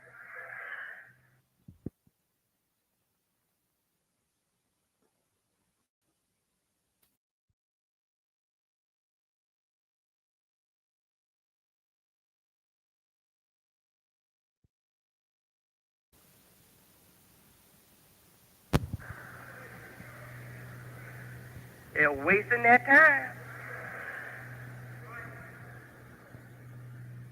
I feel sorry for them. Because they can't see and I can see. They're wasting their time.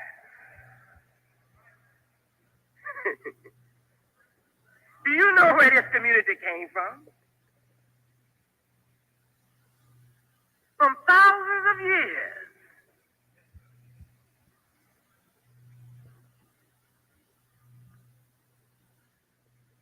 Of rejection and oppression. This here is the result of the righteousness that was working in the earth thousands of years ago.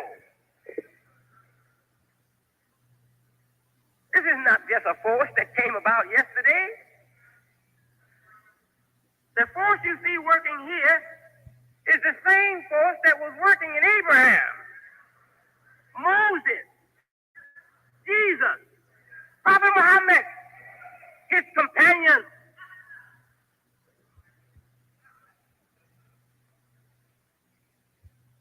If Abraham is still alive today, you think you can kill him?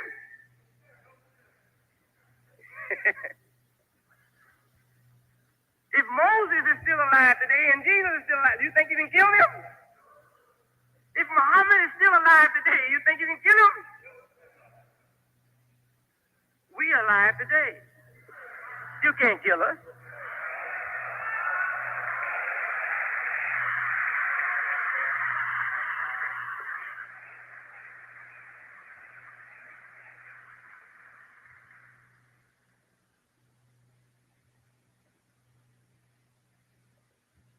The driving force of all the righteous behind us are with us today.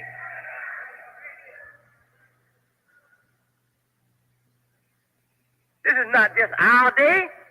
This is Abraham's day, Moses' day, Jesus' day, Prophet Muhammad's day. This is the day of all the righteous. You think it's W.D. Muhammad you contending with? It's the force of every righteous soul that has ever lived on this earth that you are dealing with.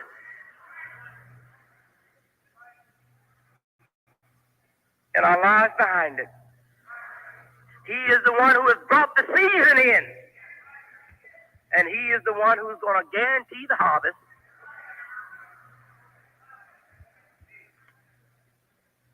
Complain all you want. Scheme all you want. Your schemes are going to backfire against you, and your complaints are not going to make me feel in any way discouraged. Why waste their time? Dear beloved brothers and sisters, we are building human life back again as it should be built, as Allah created it the first time.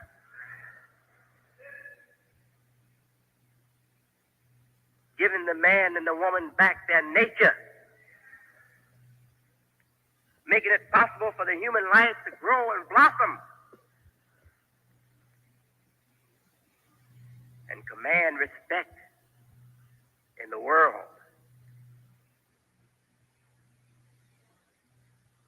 The scripture is loaded with all kinds of signs and signals pointing to this day and time. There are wise people of the Christian religion and of the Jewish religion and of Islam that have seen signs in this community in Chicago and throughout the United States and other places under this leadership. They have seen signs that this is a divine work, that Allah has blessed this community, that Allah has guided this community, and they know that a new sun is rising, and there's nothing they can do.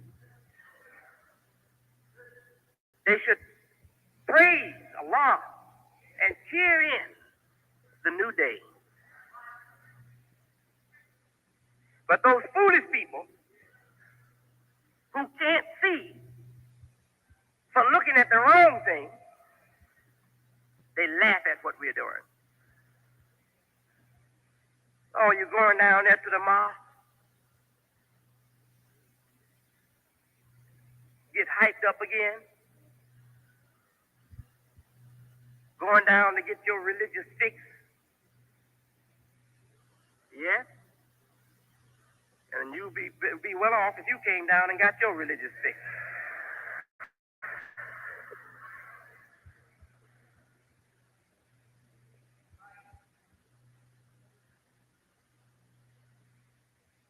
The world of confusion that we are living in the streets,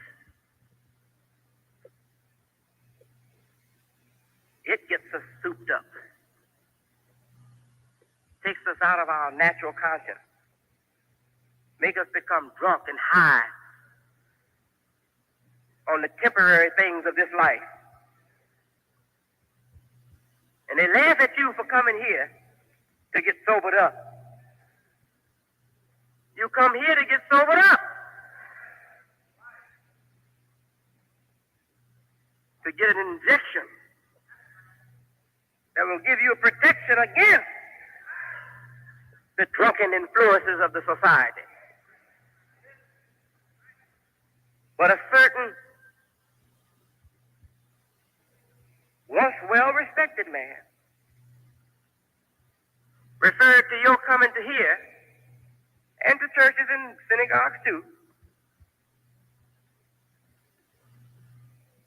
as one coming to get a religious fix.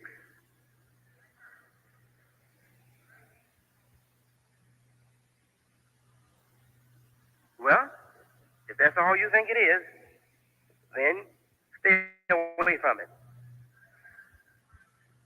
Stay away from it. Dear brothers and sisters, the wisdom of God is so much above our little sense that we can't see the wonders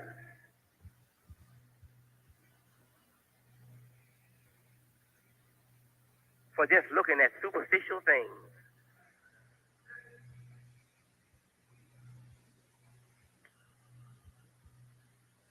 The human life is not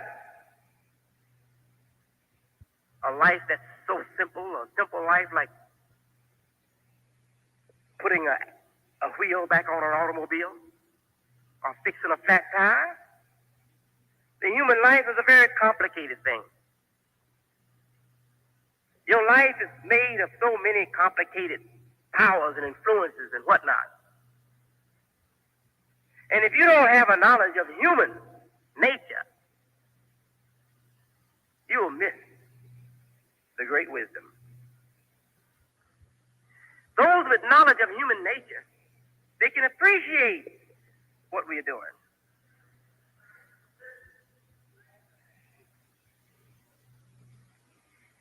You can have physical form of a human being and not be a human being at all.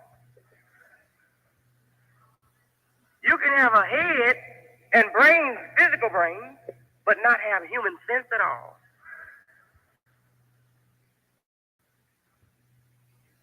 It takes the right knowledge and the right kind of influences to reach your mind and your heart to make you grow into a real human being, mentally, morally, and spiritually. That's our work. What work can be greater? No work can be greater than that work.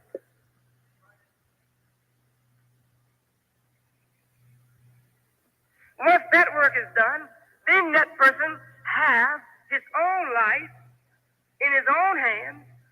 He can do something in the community, in the city, in the society. But as long as he doesn't have his own life intact, he's useless. Somebody has to carry him, or somebody will be using him.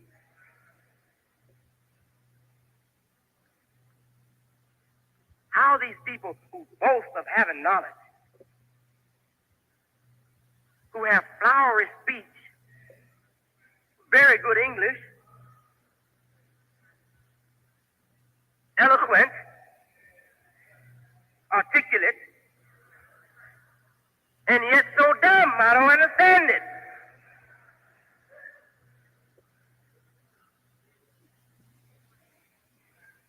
They can't see that before you make a world, you have to first make a man.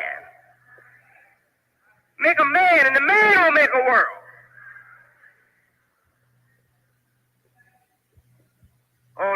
some money. Let's get some power. Let's get an army. Who are the let's that's talking about let's do that? There are people that's not men, not women. They're not even together within themselves.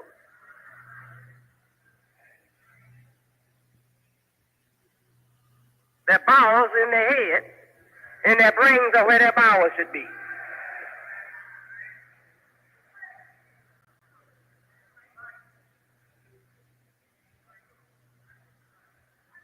And we say, wait a minute, we're going to get all those things. We're going to get better living conditions. We're going to get better jobs. We're going to get businesses. But wait a minute, man, let me put your brains back down there up here where they belong, and put your bowels back down there where they belong. I ain't going to wait for that. I want to see something right now. Looking through his bowels, talking about he want to see something right now.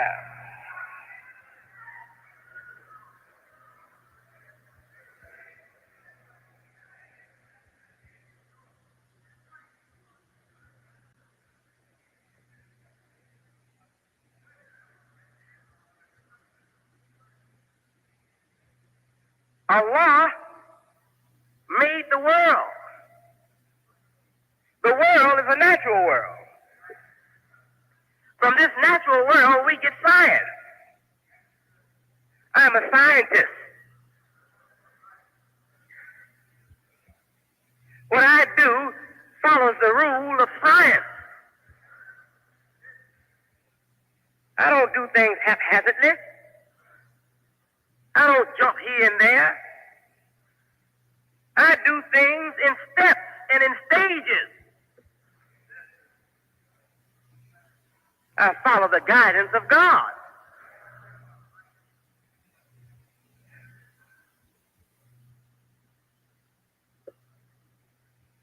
They are sure steps, firm, solid, sure steps. They will get us where we have to go. But somebody with a political mind that want to dream up ideas and snatch pages away from rotten history and playing today's strategy, they're going to do nothing but lead you backwards and down into a ditch that you'll never be able to come up out of. Dear beloved Muslims, our work is very simple. It's complicated because your heart is wrong. You can't see straight. But if you get your heart right, our work is very simple. What are we doing? Showing the human being first what his nature is. Showing him that his nature can be taken away from him. To you, maybe it doesn't make sense. Maybe this is nothing. But to a wise person, this is more valuable than all the money in Fort Knox, all the gold in Fort Knox, all the money in the First National Bank.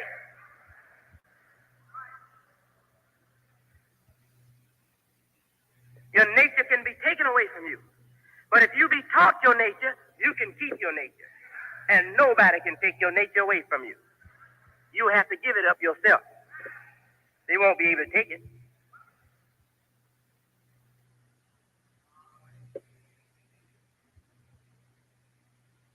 We have been taught that the Caucasian, in the past, that we were taught that the Caucasian was a devil by nature. Well, I'm telling you, and I've been telling you for over a year or so, the nature itself can be taken away. Every child is born with a Muslim nature. Doesn't this world take away that nature? With its lies, its filth, its corruption, doesn't it take away that nature? So that tells you that we are born with a righteous nature, we are born with a Muslim nature, but the world takes our nature away.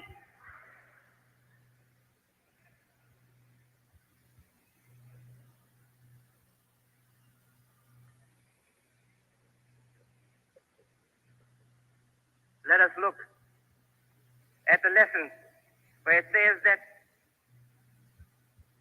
the original man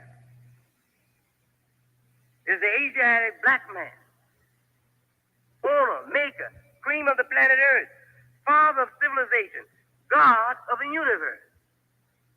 The same teacher said, and the devil fooled them when they were little babies.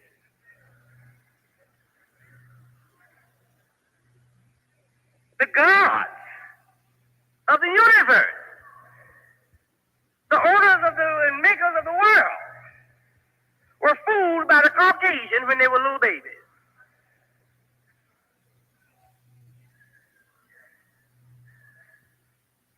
So why does he act other than himself? Say because he was fed the wrong kind of food. This is what Master Farrar taught. The second resurrection and the first resurrection. What I mean by that, we have the same knowledge that those claim that they have, or I don't know what they're claiming really.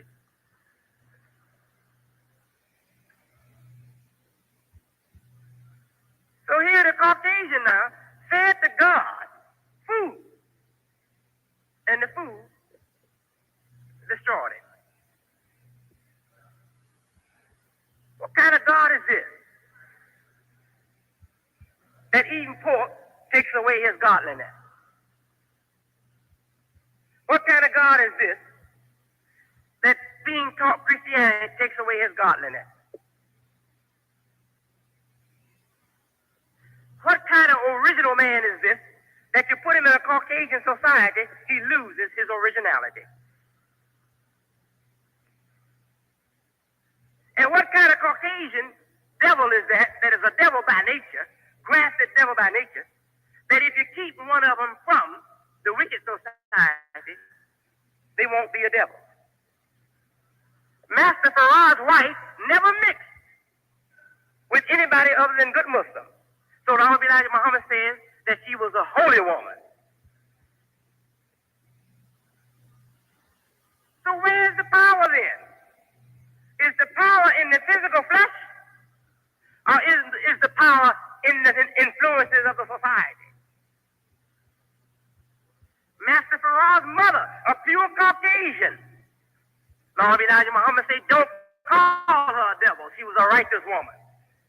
Say she never mixed with any of the unrighteous people. So if not mixing with unrighteous people will keep Caucasian flesh righteous, then that tells me the influences are stronger than the flesh. And if mixing with the Caucasian bad influences will make a black god, a black devil, that tells me the influences are stronger than the black flesh.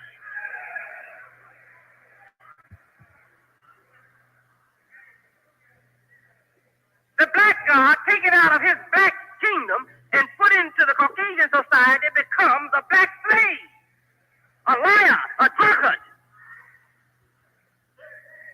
And the Caucasian goddess taken out of the Caucasian society and put in a good Muslim society becomes a holy and righteous woman. I'm talking Master Farrar's talk, letter for letter.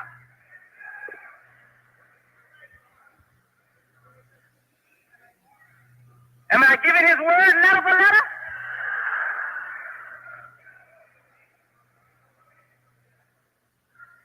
Now, when I finish in a few minutes, I'm going to open up for questions. And I want to see a single one of you challenge anything I say.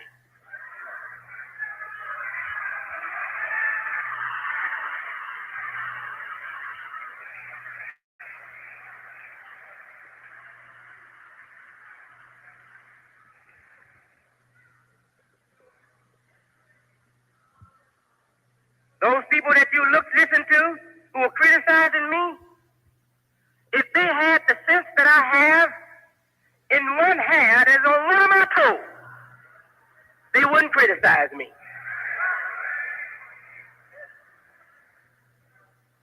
They criticize me because they are dumb.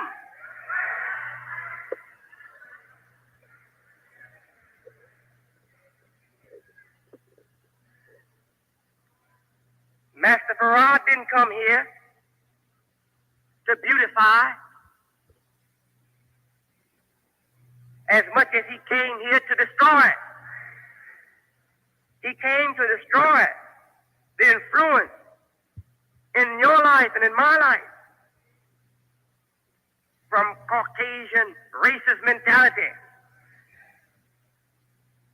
He came to break the spell that they had on our people. That was his main job. The Honorable Elijah Muhammad called him a Christ once. He said, you know what Christ means? It means a crusher. He said he came to crush the wicked. So one coming to destroy, if that's his main job, then someone has to come up behind him and build up.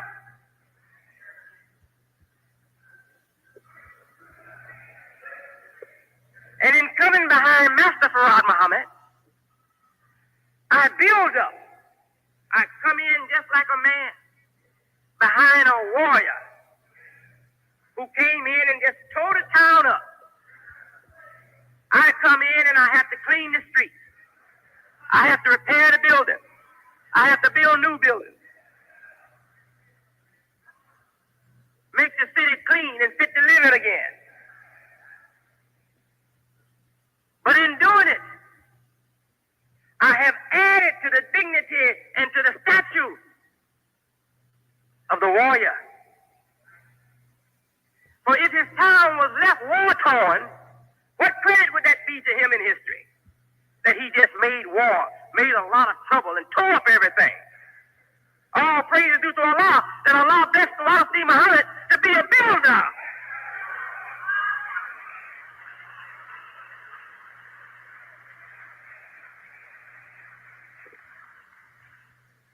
My job is not to tear down. My job is to build up. I tear down because of a necessity. Master Farad Muhammad, he built up because of a necessity. His job was to tear down. And the building he did was just because of a need. He had to do it. But he didn't come to build, he came to tear down. I didn't come to tear down, I came to build. But of necessity, I have to tear down sometimes.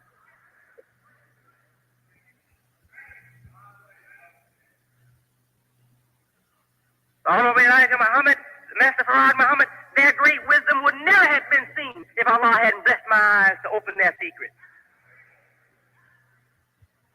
People were laughing at them. And don't think the Honorable Elijah Muhammad got people to praise his work. He got people to praise their work. And I'll explain to you what I mean. Building supermarkets was not his work. That's their work. That's everybody's work. Everybody builds supermarkets. Everybody in business. He got credit for doing business. He got credit for cleaning up the bad morals in his society. But these things the Christian gets credit for. Many others get credit for doing the same with sinful people. I can take you to whole countries that have been cleaned up that way. I can take you to communist countries who have that victory. They'll tell you, we don't have prostitution, we don't have theft, we don't have dope.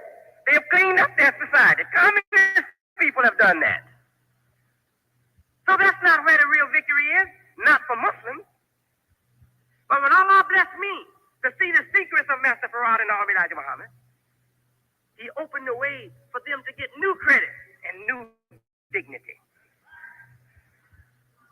Now you got wise people in the Catholic religion, wise people in the Protestant religion, wise people in Judaism, wise people in Islam, all taking a second look at Master Farad and Honorable Elijah Muhammad because Allah has blessed Delegation Muhammad to unlock their secrets.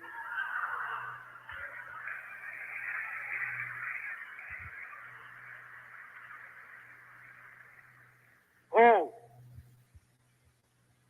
I ain't gonna follow him. He's trying to discredit the master. I'm burying him as a leader for today, but I'm preserving him as a leader yesterday. He was a leader yesterday, And he will always get the credit for being a powerful psychologist and a great reformer. I'm not burying him. He stands. Look around here. Do you see me trying to put my picture up? Lord Elijah Muhammad's picture is up more than mine. I like to see you loving him because he did a great work. But I wouldn't like to see you follow him because his leadership is up. His day is out.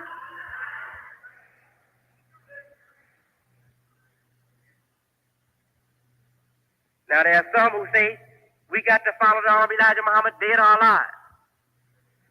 Those who say that, they are not legitimate Muslims. There's only one man that we follow, dead or alive, and that's Prophet Muhammad, to whom the Quran was revealed.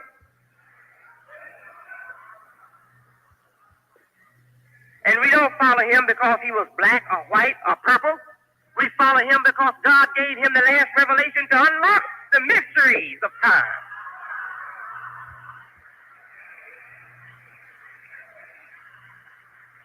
We follow him because he brought that last light that made the light complete, the religious light complete. And when we follow him, we follow all the prophets. That's why we follow him. But how can we follow the Honorable Elijah Muhammad and follow all the prophets? When the Honorable Elijah Muhammad, his talk was limited to the dignity of one people. And Allah has created all people, and he wants all people to be in dignity, or to have dignity. So how can we follow the Honorable Elijah Muhammad? His time was limited. And he told you, hear it. The time is limited. That the time is short. Isn't that what he told you? He didn't tell you this will go forever. Now I'm trying to reason with a few of you who still have a confused mind. Think that this is 3 years after the passing of the Honorable Elijah Muhammad, and now he's supposed to come back in the physical body, or either as a spirit in Farrakhan, Mr. Farrakhan, or Minister Farrakhan, or Brother Farrakhan. I don't know what his title should be. His talk sounds mighty confusing to me.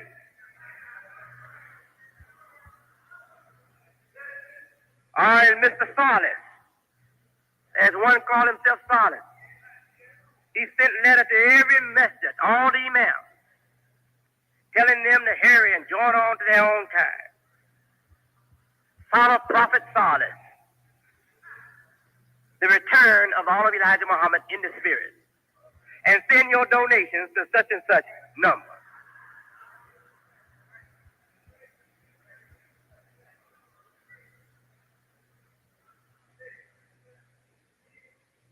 Would I be a true leader to see the wolf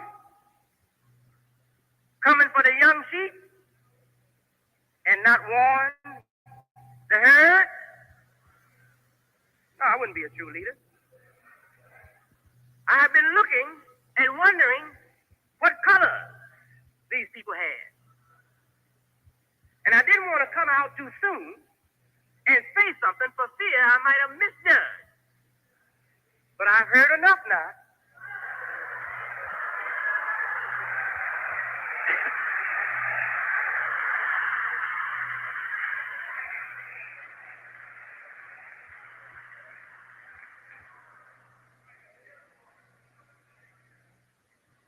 These people can't wait for Allah to bring a better season around so they can have more money and better things.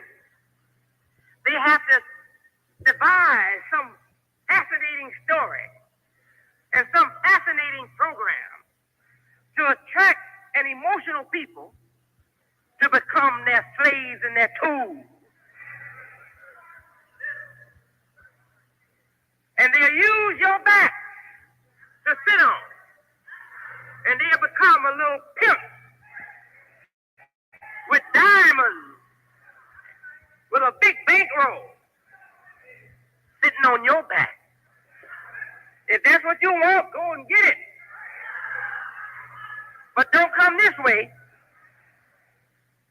telling you right now, you will follow anybody that say they represent Islam, but they say they differ with W.D. Muhammad theologically, or they differ with him on any serious principle. I'd rather you differ too. Get the hell on out of here and go catch up with it.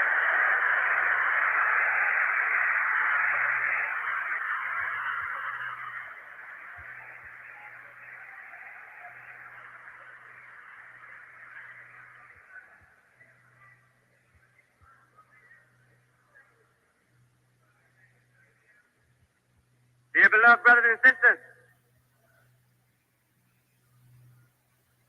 simple truth is too much for a fool and a blind fool at that to understand. I can tell you 2 sentences, and they'll start working in your life as influences to do more good in making you prosper in every way than what those other people will say to you in 50,000 years.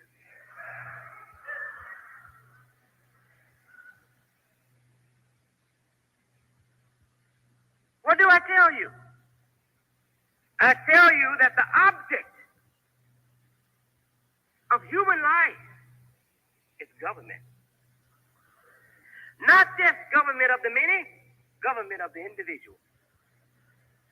That God has given your nature, the nature to drive and move forward to come into government, wherein your own self sits upon the throne of yourself and rule the members and the forces in yourself as the absolute king and authority on the throne.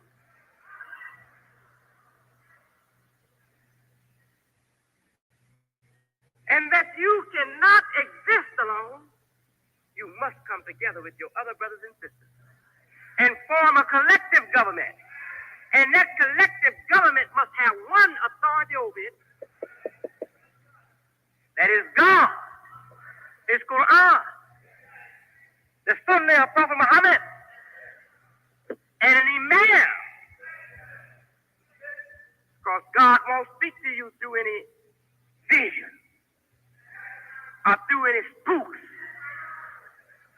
God is going to preach His Quran through an Imam. He's going to explain the Sunnah and give you the life of Prophet Muhammad through an Imam. Prophet Muhammad is not here physically, and God is not going to show Himself physically to nobody. God is going to work always through a deserving human being.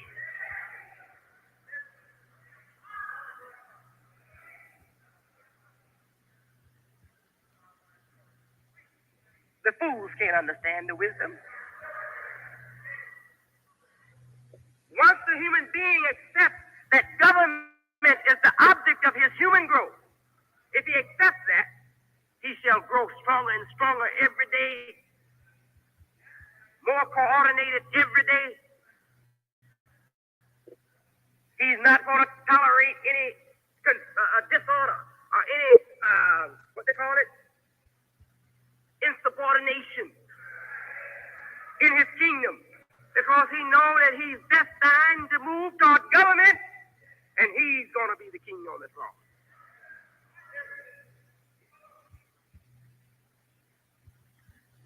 What else have I told you? Not anything that I have created. This is the wisdom of God that He blessed Prophet Muhammad with.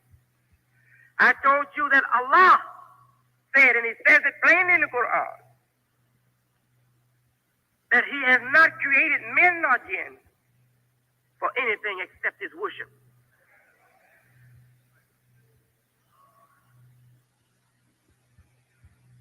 So by that, we conclude that the human being is master and slave at the same time. This is the great wisdom. The human being is master and slave at the same time. If he accepts his master role and rejects his slave role, he's in for destruction. If he accepts his slave role and rejects his master role, he's in for destruction. But if he accepts them both, he's on the way to victory behind victory.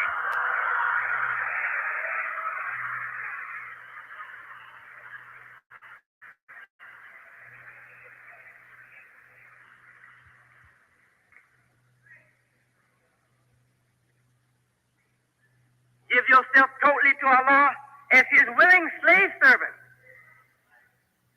and accept responsibility over your own self as master. And don't let your hand, your feet, your heart, or nothing speak to you in any disrespectful way. Say, shut up, I'm the master.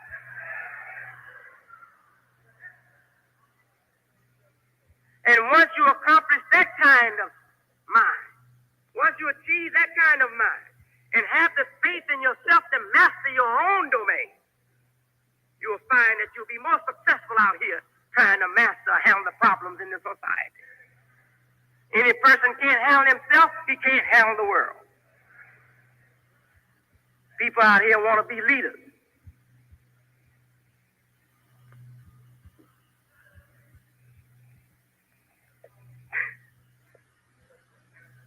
Go and defecate in the refrigerator.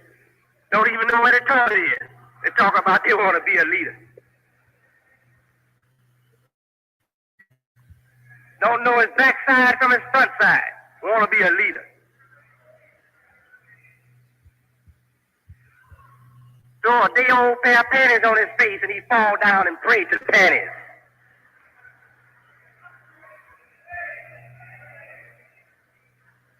Where can they lead anybody? Give him $30,000 and he scrapped his whole program. Just tear it up.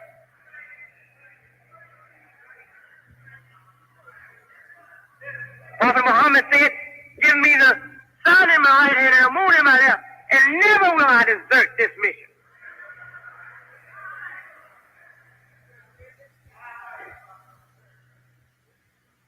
They boycotted him and his followers.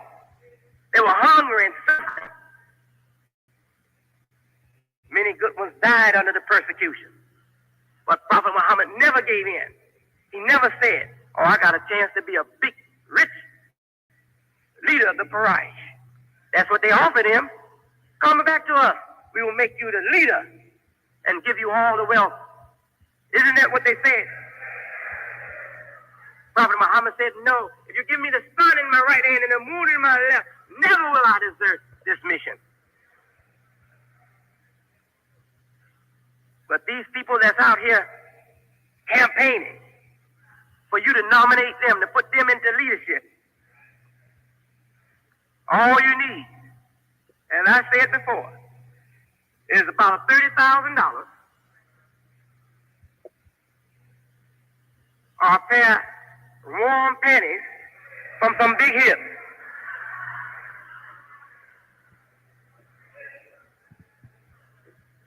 Money and sex, that's all they know. That's their God. Money and sex, their God.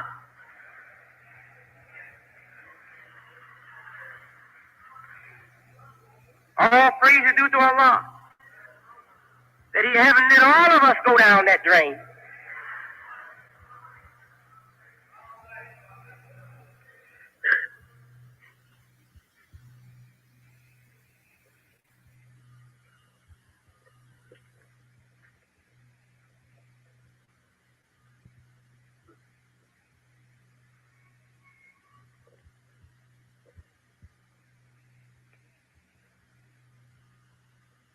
If Allah bless us to live around here on this earth for just a few more years or a decade or so, you're going to see the surprise of your life. I'm talking to the disbelievers, the doubters. You're going to be shocked out of your senses.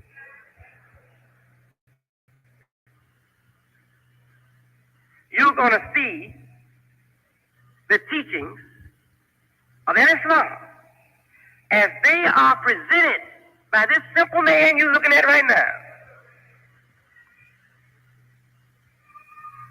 Rise above all the wisdom of this land.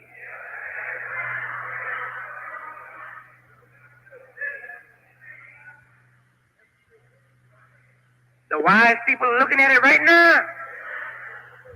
They're studying it right now. And believe me, they've already started using some of it. In time, it's going to replace the old knowledge.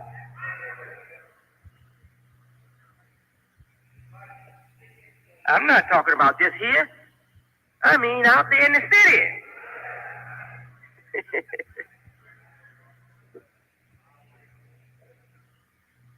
But it's going to take time.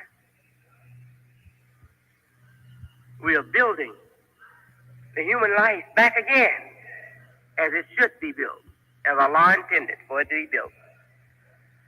And we are making it possible for society to be formed rightly for the first time in the West. For the first time in the West, it is as a chance for society to be formed in the right way. Firm ground. Scientific order. You can't see it right now, but you'll come to see it pretty soon. Dear beloved people, I could tell you about the forces of trouble in the world, but why should I talk about those small things in the face of this big thing? I could tell you that jobs are scarce, the economy is bad all over the world, times are not going to get better before they get worse. I could bring you that old doomsday message, but I'm not doomed. I see light and victory. So why should I preach to you doomsday message? Tell you that the jobs are scarce and ain't gonna get any better. That things are bad in the world. America's in for a fall and never will rise again.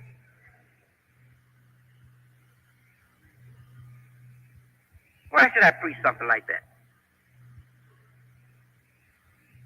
Do I want America to fall and never rise again? If I do, I should be telling you where to go. And I don't hear those doomsday preachers telling you where to go.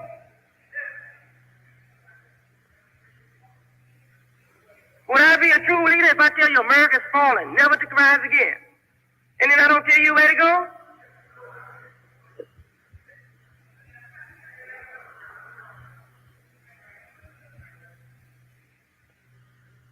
America can fall as much as he wants to fall. Allah has given me a hand and a grip to catch it and bring it back up.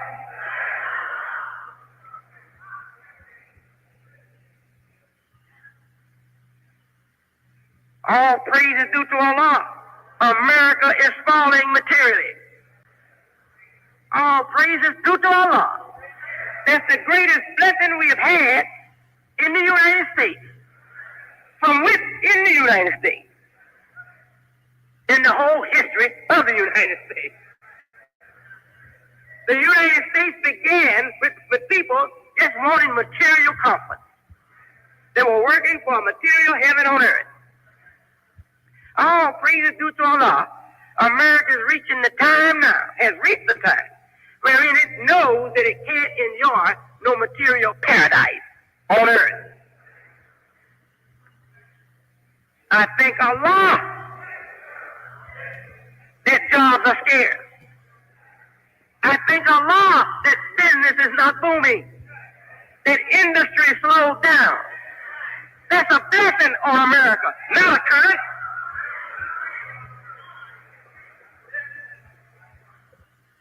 At this time in the history of this country, when the spiritual and moral sentiments of this country are being shaken and awakened, we don't need the temptation of plenty money on Capitol Hill and plenty jobs in the ghetto. We need that temptation away from us until we get our human life back together.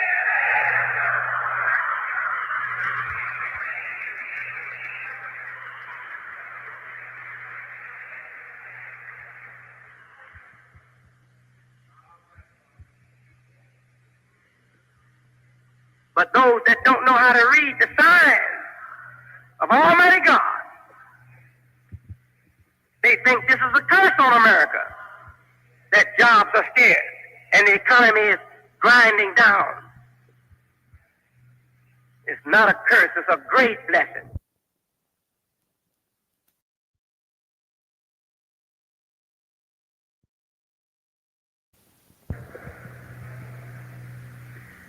It's forcing people who have known nothing but material comfort. It's forcing them to accept the fact, the reality, that ain't no one fat cat gonna live on this earth while many cats go lean.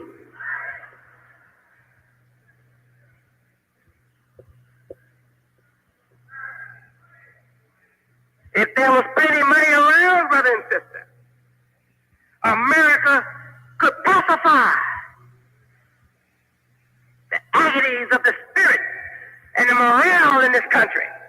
They could pacify the moral and spiritual sores by blinding you with dollars and material comfort. They could hush up the cry for spiritual and moral dignity in this country with money and material comfort. But they can't do it now. Ain't enough money around. All praise is due to Allah for blessing America to not have enough dollars to buy people and take them away from God.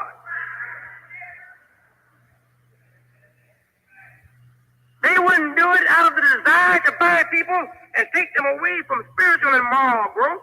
They would do it out of a necessity. They would do it because of expedience. They would do it because they were forced to do it. If they had the money, do you think they would have these conditions in the ghetto? No, they wouldn't. Do you think the cities would be deteriorating? No. If they had the money, they would build these cities up. If they had the money, they would restore the ghetto. If they had the money, they would give that brother who wants to preach lies, they would give him money because he can be bought. Those weak people who feel a little bite now of hard times and have started to remember that there was a God talked to them once upon a time in their life.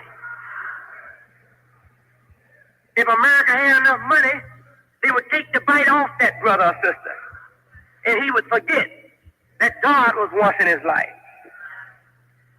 Allah is the best knower. They don't have enough welfare. Is that right? If there was enough welfare, I would never be able to get those people to come to the healthy human development that I'm calling them to. They would be satisfied to be fat birds in a cage. Lay up in the apartment and draw welfare checks.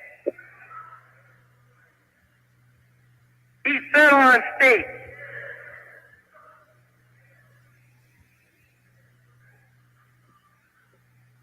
Buy a lot of old hot mink coats. Alligator shoes. Ride around in a cat light on welfare.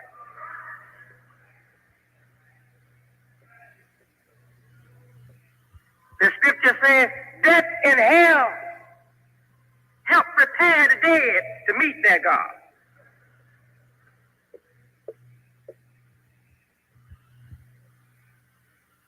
That's a saying there from a wise one of old. He saw how God, when he get ready to bring about a change, he affects everything so that everything favor the change he wants to bring about.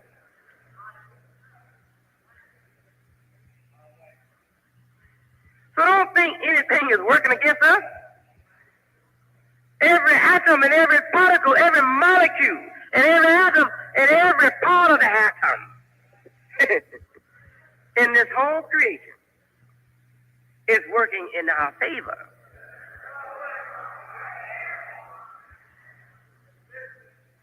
Even the man that comes out and say the chief can't lead me. I'm going to follow Elijah Muhammad. Even that man is a tool to help this work.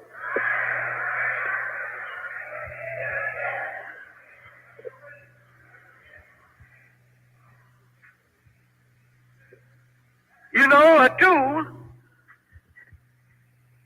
it suffers, but the work progresses.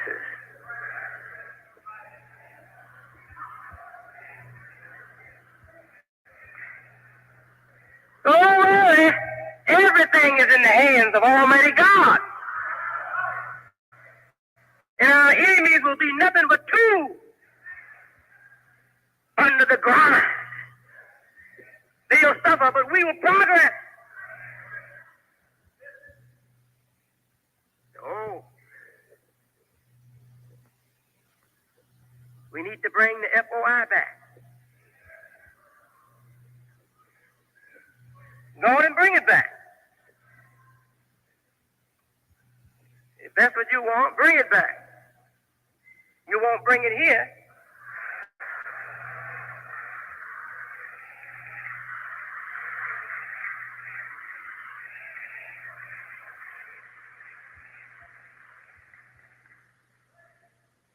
And you get 100 FOI and give me 10 brothers that follow what I'm teaching and like and are comfortable with my leadership. And my 10 will do more than your 100. I don't care what it is you're talking about doing. Selling papers, selling fish, cleaning up the neighborhood, fighting the evil forces, marching, karateing. I don't care what it is. My 10 will defeat your 100.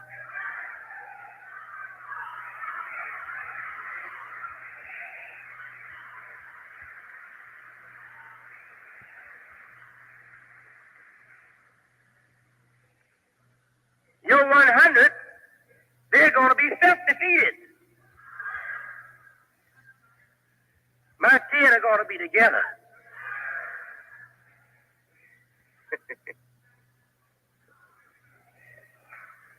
I didn't say that as a challenge. I said that in hope to discourage those people. I hope to change their mind. I don't want them to see them waste their time forming an FOI, because I know the FOI will come to an end, will come to a quick end. Time is out for it. If an FOI should be here, it would be right here, right under me.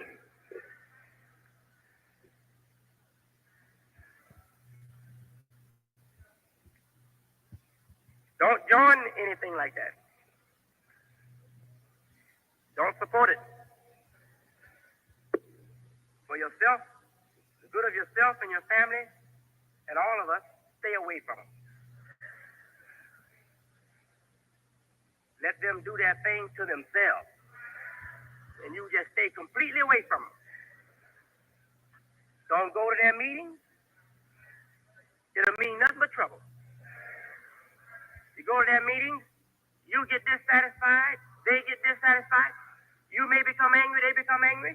There's a clash, everybody embarrassed. We know where they stand now. Before I didn't know. Minister Farrakhan, he embraced me back there, right back here.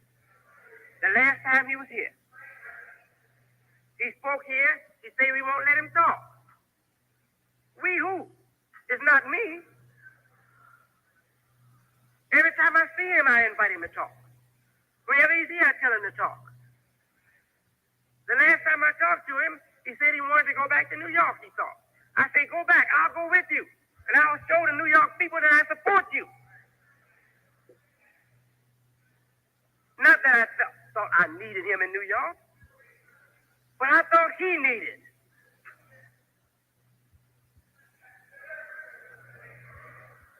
to get back into something that he liked.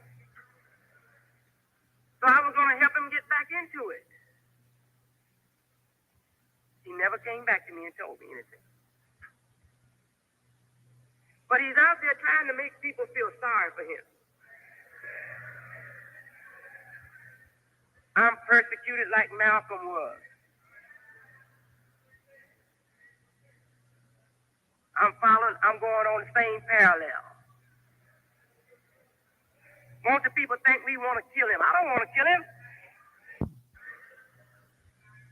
To tell you the truth, sometimes I want to go to him and ask him, say, brother, you haven't told me your financial condition, but if you need any money, I got something to share with you. I honestly have felt like doing that.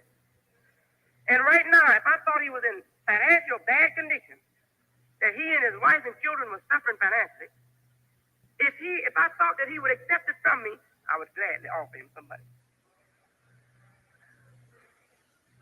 I don't want to see the brother suffer. I want to see him comfortable. But I don't want to see him pampered like a pimp.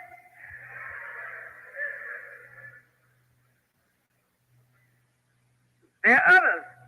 I know they don't have everything they want. And if they would come to me, I would give them something for what I got. Sometimes I don't have nothing to give. But when I got it, I share it.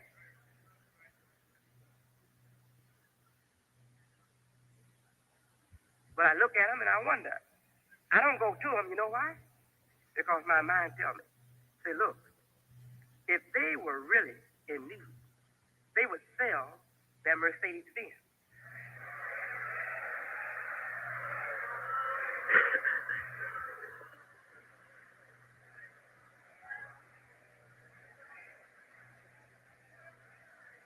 They would sell their Mark IV.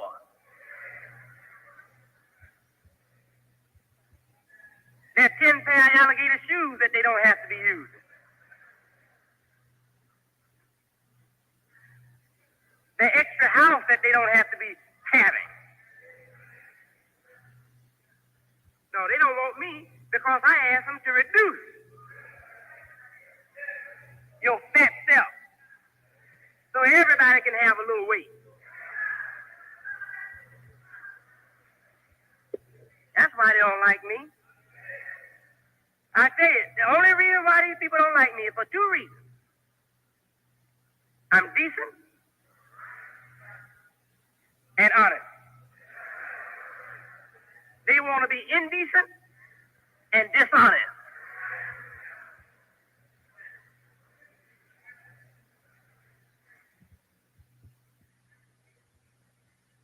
Pretended like we got some kind of big moral problem over here. I want to lead the brothers and sisters back to the good life that IWDM Muhammad gave us. Brothers and sisters now prostituting. What are you talking about?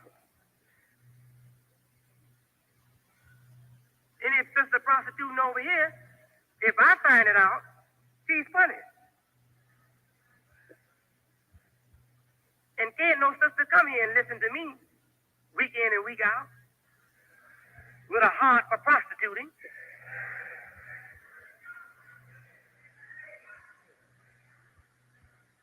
So what he's talking about, he's going to clean up. Maybe he's hiding some prostitutes that we haven't seen. That's what I suspect that he got some prostitutes that he's going to leave.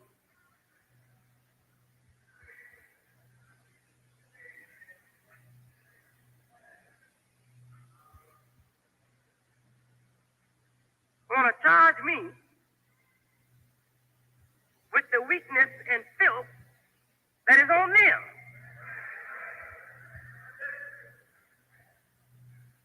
When the Holy Elijah Muhammad was here, we didn't do these things. We didn't drink. We didn't commit adultery. We didn't fornicate. We didn't prostitute ourselves. We didn't use dope. All right, I'm here. I'm preaching against the same thing. What is your excuse?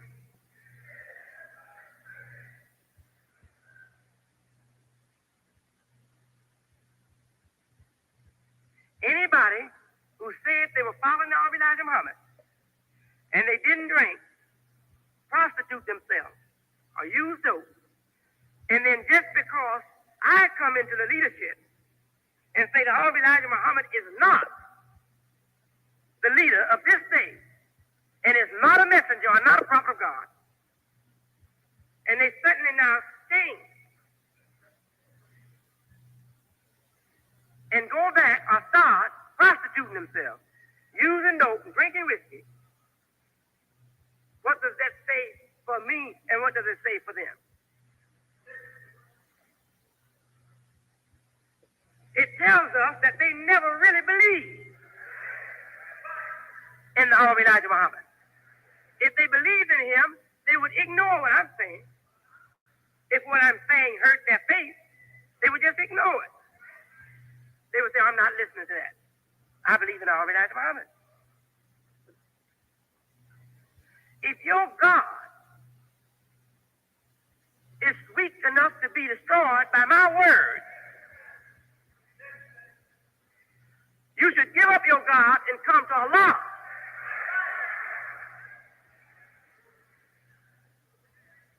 That's exactly what Minister Farrakhan and others with him are accusing me of. The new teaching has really shaken the faith of the old followers in the honor of Elijah Muhammad and made them go back to their same old habits. A faith that was that weak should be shaken. It should be destroyed.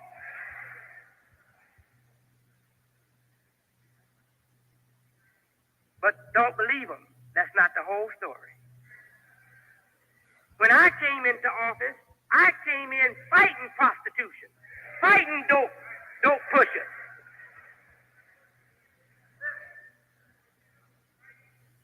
But they don't tell you that. They don't tell you when the chief took his position, many of us ministers of the Honorable Elijah Muhammad were dope pushers. Pimps and prostituters of our own system. They don't tell you that. But that's a fact.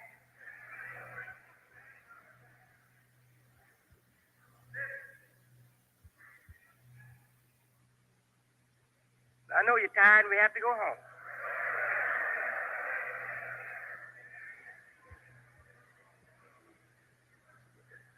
But I'm not going to come out here. I'm not going to come out here again to tell you to look out for Farrakhan or for Solace or anybody else. From here on out, you're on your own. If you want to follow them, you're on your own.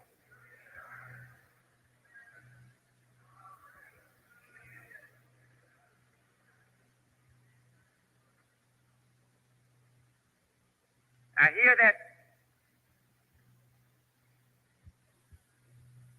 Imam Aziz, Minister Aziz, that used to be here, I put him over the region here.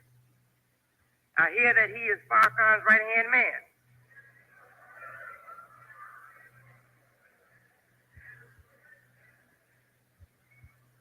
Well, that's okay. I know he never was my right-hand man.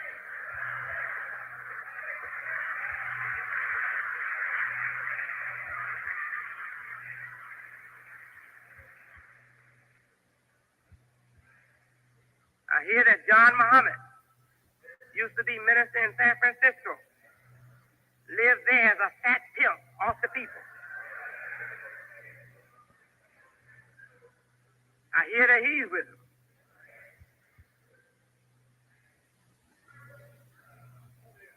Hear that Jeremiah used to be over Philadelphia and East Coast. Hear that he's with them.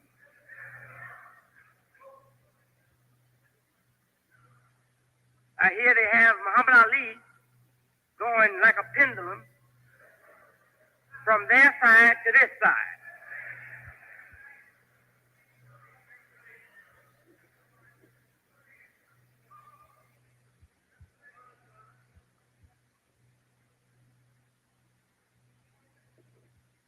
I just want you to know their names so you'll know how to greet them when you see them. Don't say, Assalamu alaikum, Brother Jeremiah. If he speaks to you, say salam. Where do I get this from? The Holy Quran. Prophet Muhammad taught us that when we meet the ignorant people, and they are certainly ignorant by their own decisions, say to them salam. It didn't say to them assalamu alaikum. It said say to them salam. Assalamu alaikum is the greeting for a member of the society you belong to.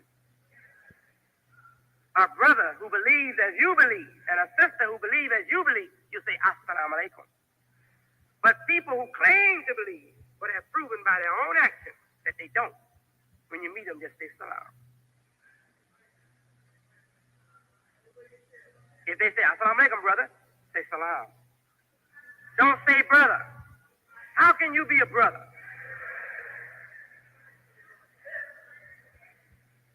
Salam. And you don't have to say that. You can just ignore them. You don't have to say a thing. But if they should show sign like they want to greet you, say salam and keep going your way. Don't get into no discussion. It can lead to nothing but trouble.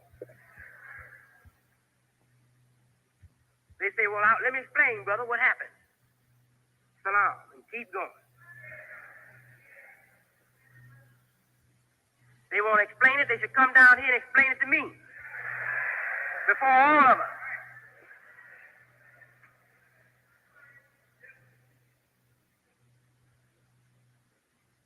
Now I hear they're coming out in the magazine. Newsweek is preparing to do a major story on Minister Farrakhan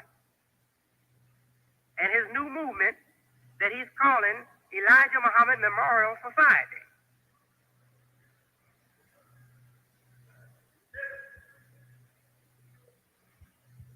I wonder did he steal that name from our Elijah Muhammad Memorial Health Facility. I don't know, but I don't know. Maybe he didn't steal it. He's organizing a movement just to remember the Elijah Muhammad. As long as I'm on earth, nobody can forget the Elijah Muhammad. I'm his own flesh and blood son.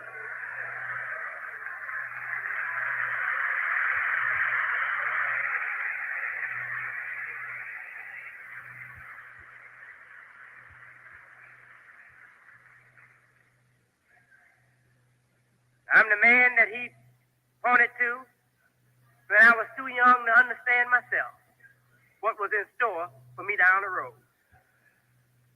He said, this man is like Solomon. Said David didn't build the house, Solomon built it. He said that at a church on the south side, one Savior's Day convention. Some of you here probably remember that. We might still have the date. When he referred to me as Solomon and himself as David. David was a warrior. David was a man who was crying in sad songs all the time. Solomon was a kingdom builder. Now, I don't say to you I'm Solomon. But he referred to me as Solomon. And I am one who is building behind a man who had many woes and much weeping.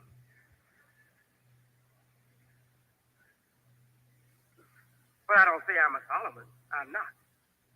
Solomon is one who taxed his people heavily, and I tax my people very lightly.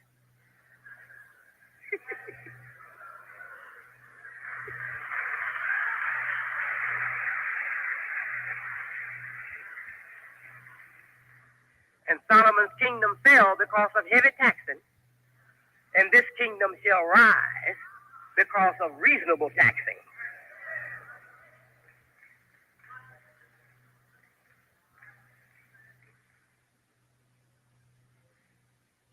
He said, if anybody can prove to him that the Honorable Elijah Muhammad would have chosen me to be the leader, that he'd throw his hat in right now and follow me.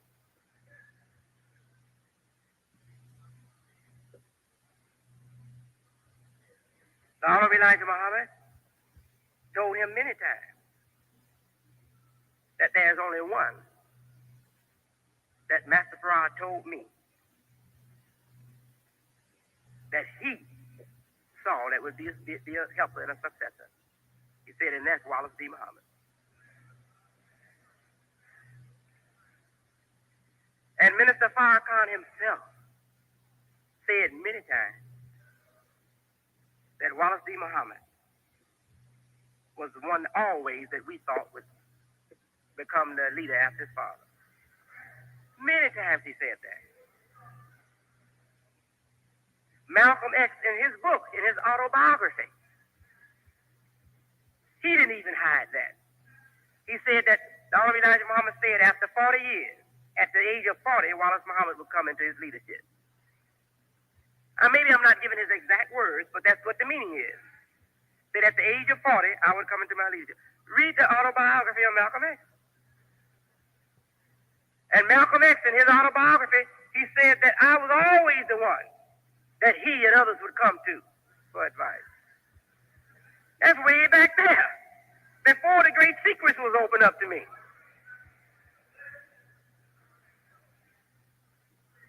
Oh, but he had Farrakhan as his national spokesman, and he had Sultan Muhammad as his national spokesman before that. In fact, many, many years before that. Sultan Muhammad was his national spokesman. Malcolm X was his national spokesman.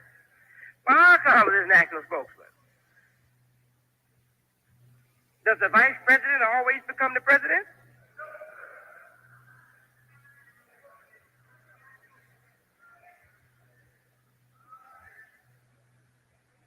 When real leadership is needed, we don't want it from a vice president. We want it from an independent man. Assalamu alaikum.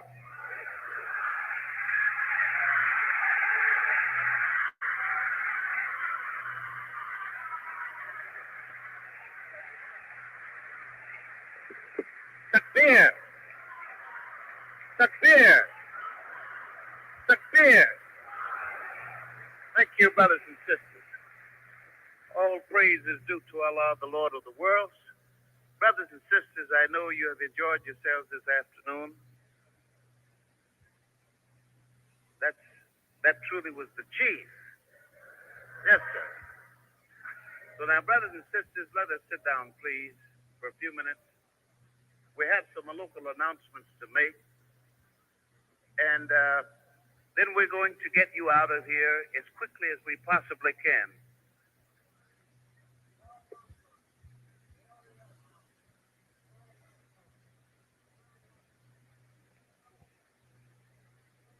Now, I still have a note here that a complete station... Now, in concluding this, when the slave traders and the black traders of Africa, traitors, different, traitors, when the slave traders and the traitors of Africa called themselves Muslims, were fighting each other and carrying on and weakening their people over there so that the white traders come in there and get us, take us on slave ships and bring us here. Now, all right? Yeah. So now, when all that happened, what you think was happening to our human soul? Let me tell you, God has given me an eye to see into the very abstract form of the human being by my study of the Quran. Yes. Now, I'm going to tell you what was happening. I know, as if I was there. The soul of those victims had given up on this world. They knew they were going to their death. They knew they were going to circumstances that were going to finish them off. They would never have their lives again. They knew that. But in their soul, they were saying, our children will one day be free again, and they will serve God. We have failed, but our children will one day serve God.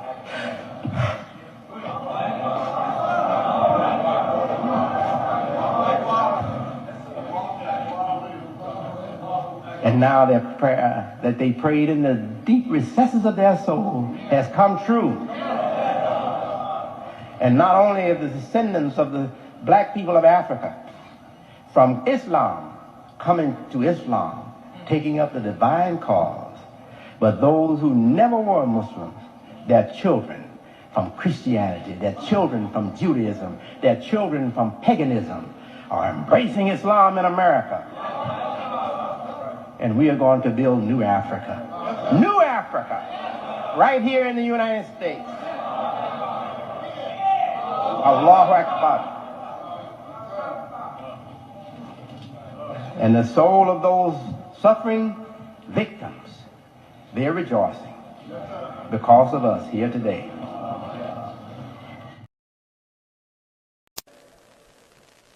Don't work against us becoming Muslims if that's our choice. America is land of the free and home of the brave. And damn it, I'm brave and I'm free. And you can't take it away from me. I'm going to have freedom of choice. I choose Islam. I choose Quran. I choose Muhammad. I choose this religion for myself. And as long as my children are under my supervision and not of age to make their own decision, I am choosing Islam for all of my children. As long as my wife will like me, will love me, and she doesn't have to love me, as long as she respects me. I choose Islam for my wife. And that's my responsibility. And I hope you all feel the same way. Thank God we are free at last. We are free at last. You're not free when you're just free from physical bondage. You're not free until your mind is free and your human spirit is free. Your human spirit will take you where God wants you to go. And if you got that human spirit that will follow what God wants, your mind will be blessed by God to know how to get your body there. To get your body there. We're tired of being spooks in America or anywhere else. We are no spooks. We have a human body like everybody else. Don't tell me to accept God, immigrant Muslim from Pakistan and from Egypt and other places. Don't come over here and give me a life of Muslim ritualism. I had enough ritualism. I feel the genes in the, of my foreparents. They are in me. And I have a distaste for too much ritualism. I want reality. I want reality, and I want a place in this world. I want to obey God, and I want to get my share of this material world. Don't give me a spirit and tell me I can't have a body. God didn't give me a spirit and tell me I can't have a body. God gave me a spirit, and he gave me a material body to house my spirit. Now give me a material environment to house my mind and my spirit that is African American. We want to see New Africa. We want to see New Africa Islamic theaters. We want to see skyscrapers go up and we build them. We want to see shipping lines and trucking lines and transportation lines all over in our neighborhood. We want to walk outside our house and we want to look at the products and the construction and the industry of our own people, Muslim African Americans in New Africa, on these shores. On these shores. That's our rightful inheritance as the creation of God. God has created us for this. That's our natural inheritance. And we will accept nothing less. Nothing less. They have Spanish Town. They have Chinatown. Damn it, get ready for African American Town, Muslim New Africa. And I won't say it. I know you've been waiting for it. You've been waiting for me to say it. We cannot be stopped now. Sister Clara Muhammad, a black Muslim woman from Macon, Georgia, was an extraordinary leader and pioneer. Her contributions, especially in the development of Islamic education in America, paved the way for thousands of Muslim families to take ownership of their children's future, starting at a time when homeschooling was illegal in the United States. She eventually established a network of schools that was later named Sister Clara Muhammad Schools in her honor by her late son, Imam Warith Din Muhammad, rahimahullah. Sister Clara Muhammad helped to establish the important role women had in early Muslim American history and was an inspiration to future generations of leaders. Without her, there would not have been a nation of Islam, or the unique Sunni Muslim community that evolved from it, one that was acutely aware of the concerns and aspirations of women. May Allah have mercy on Sister Clara Muhammad.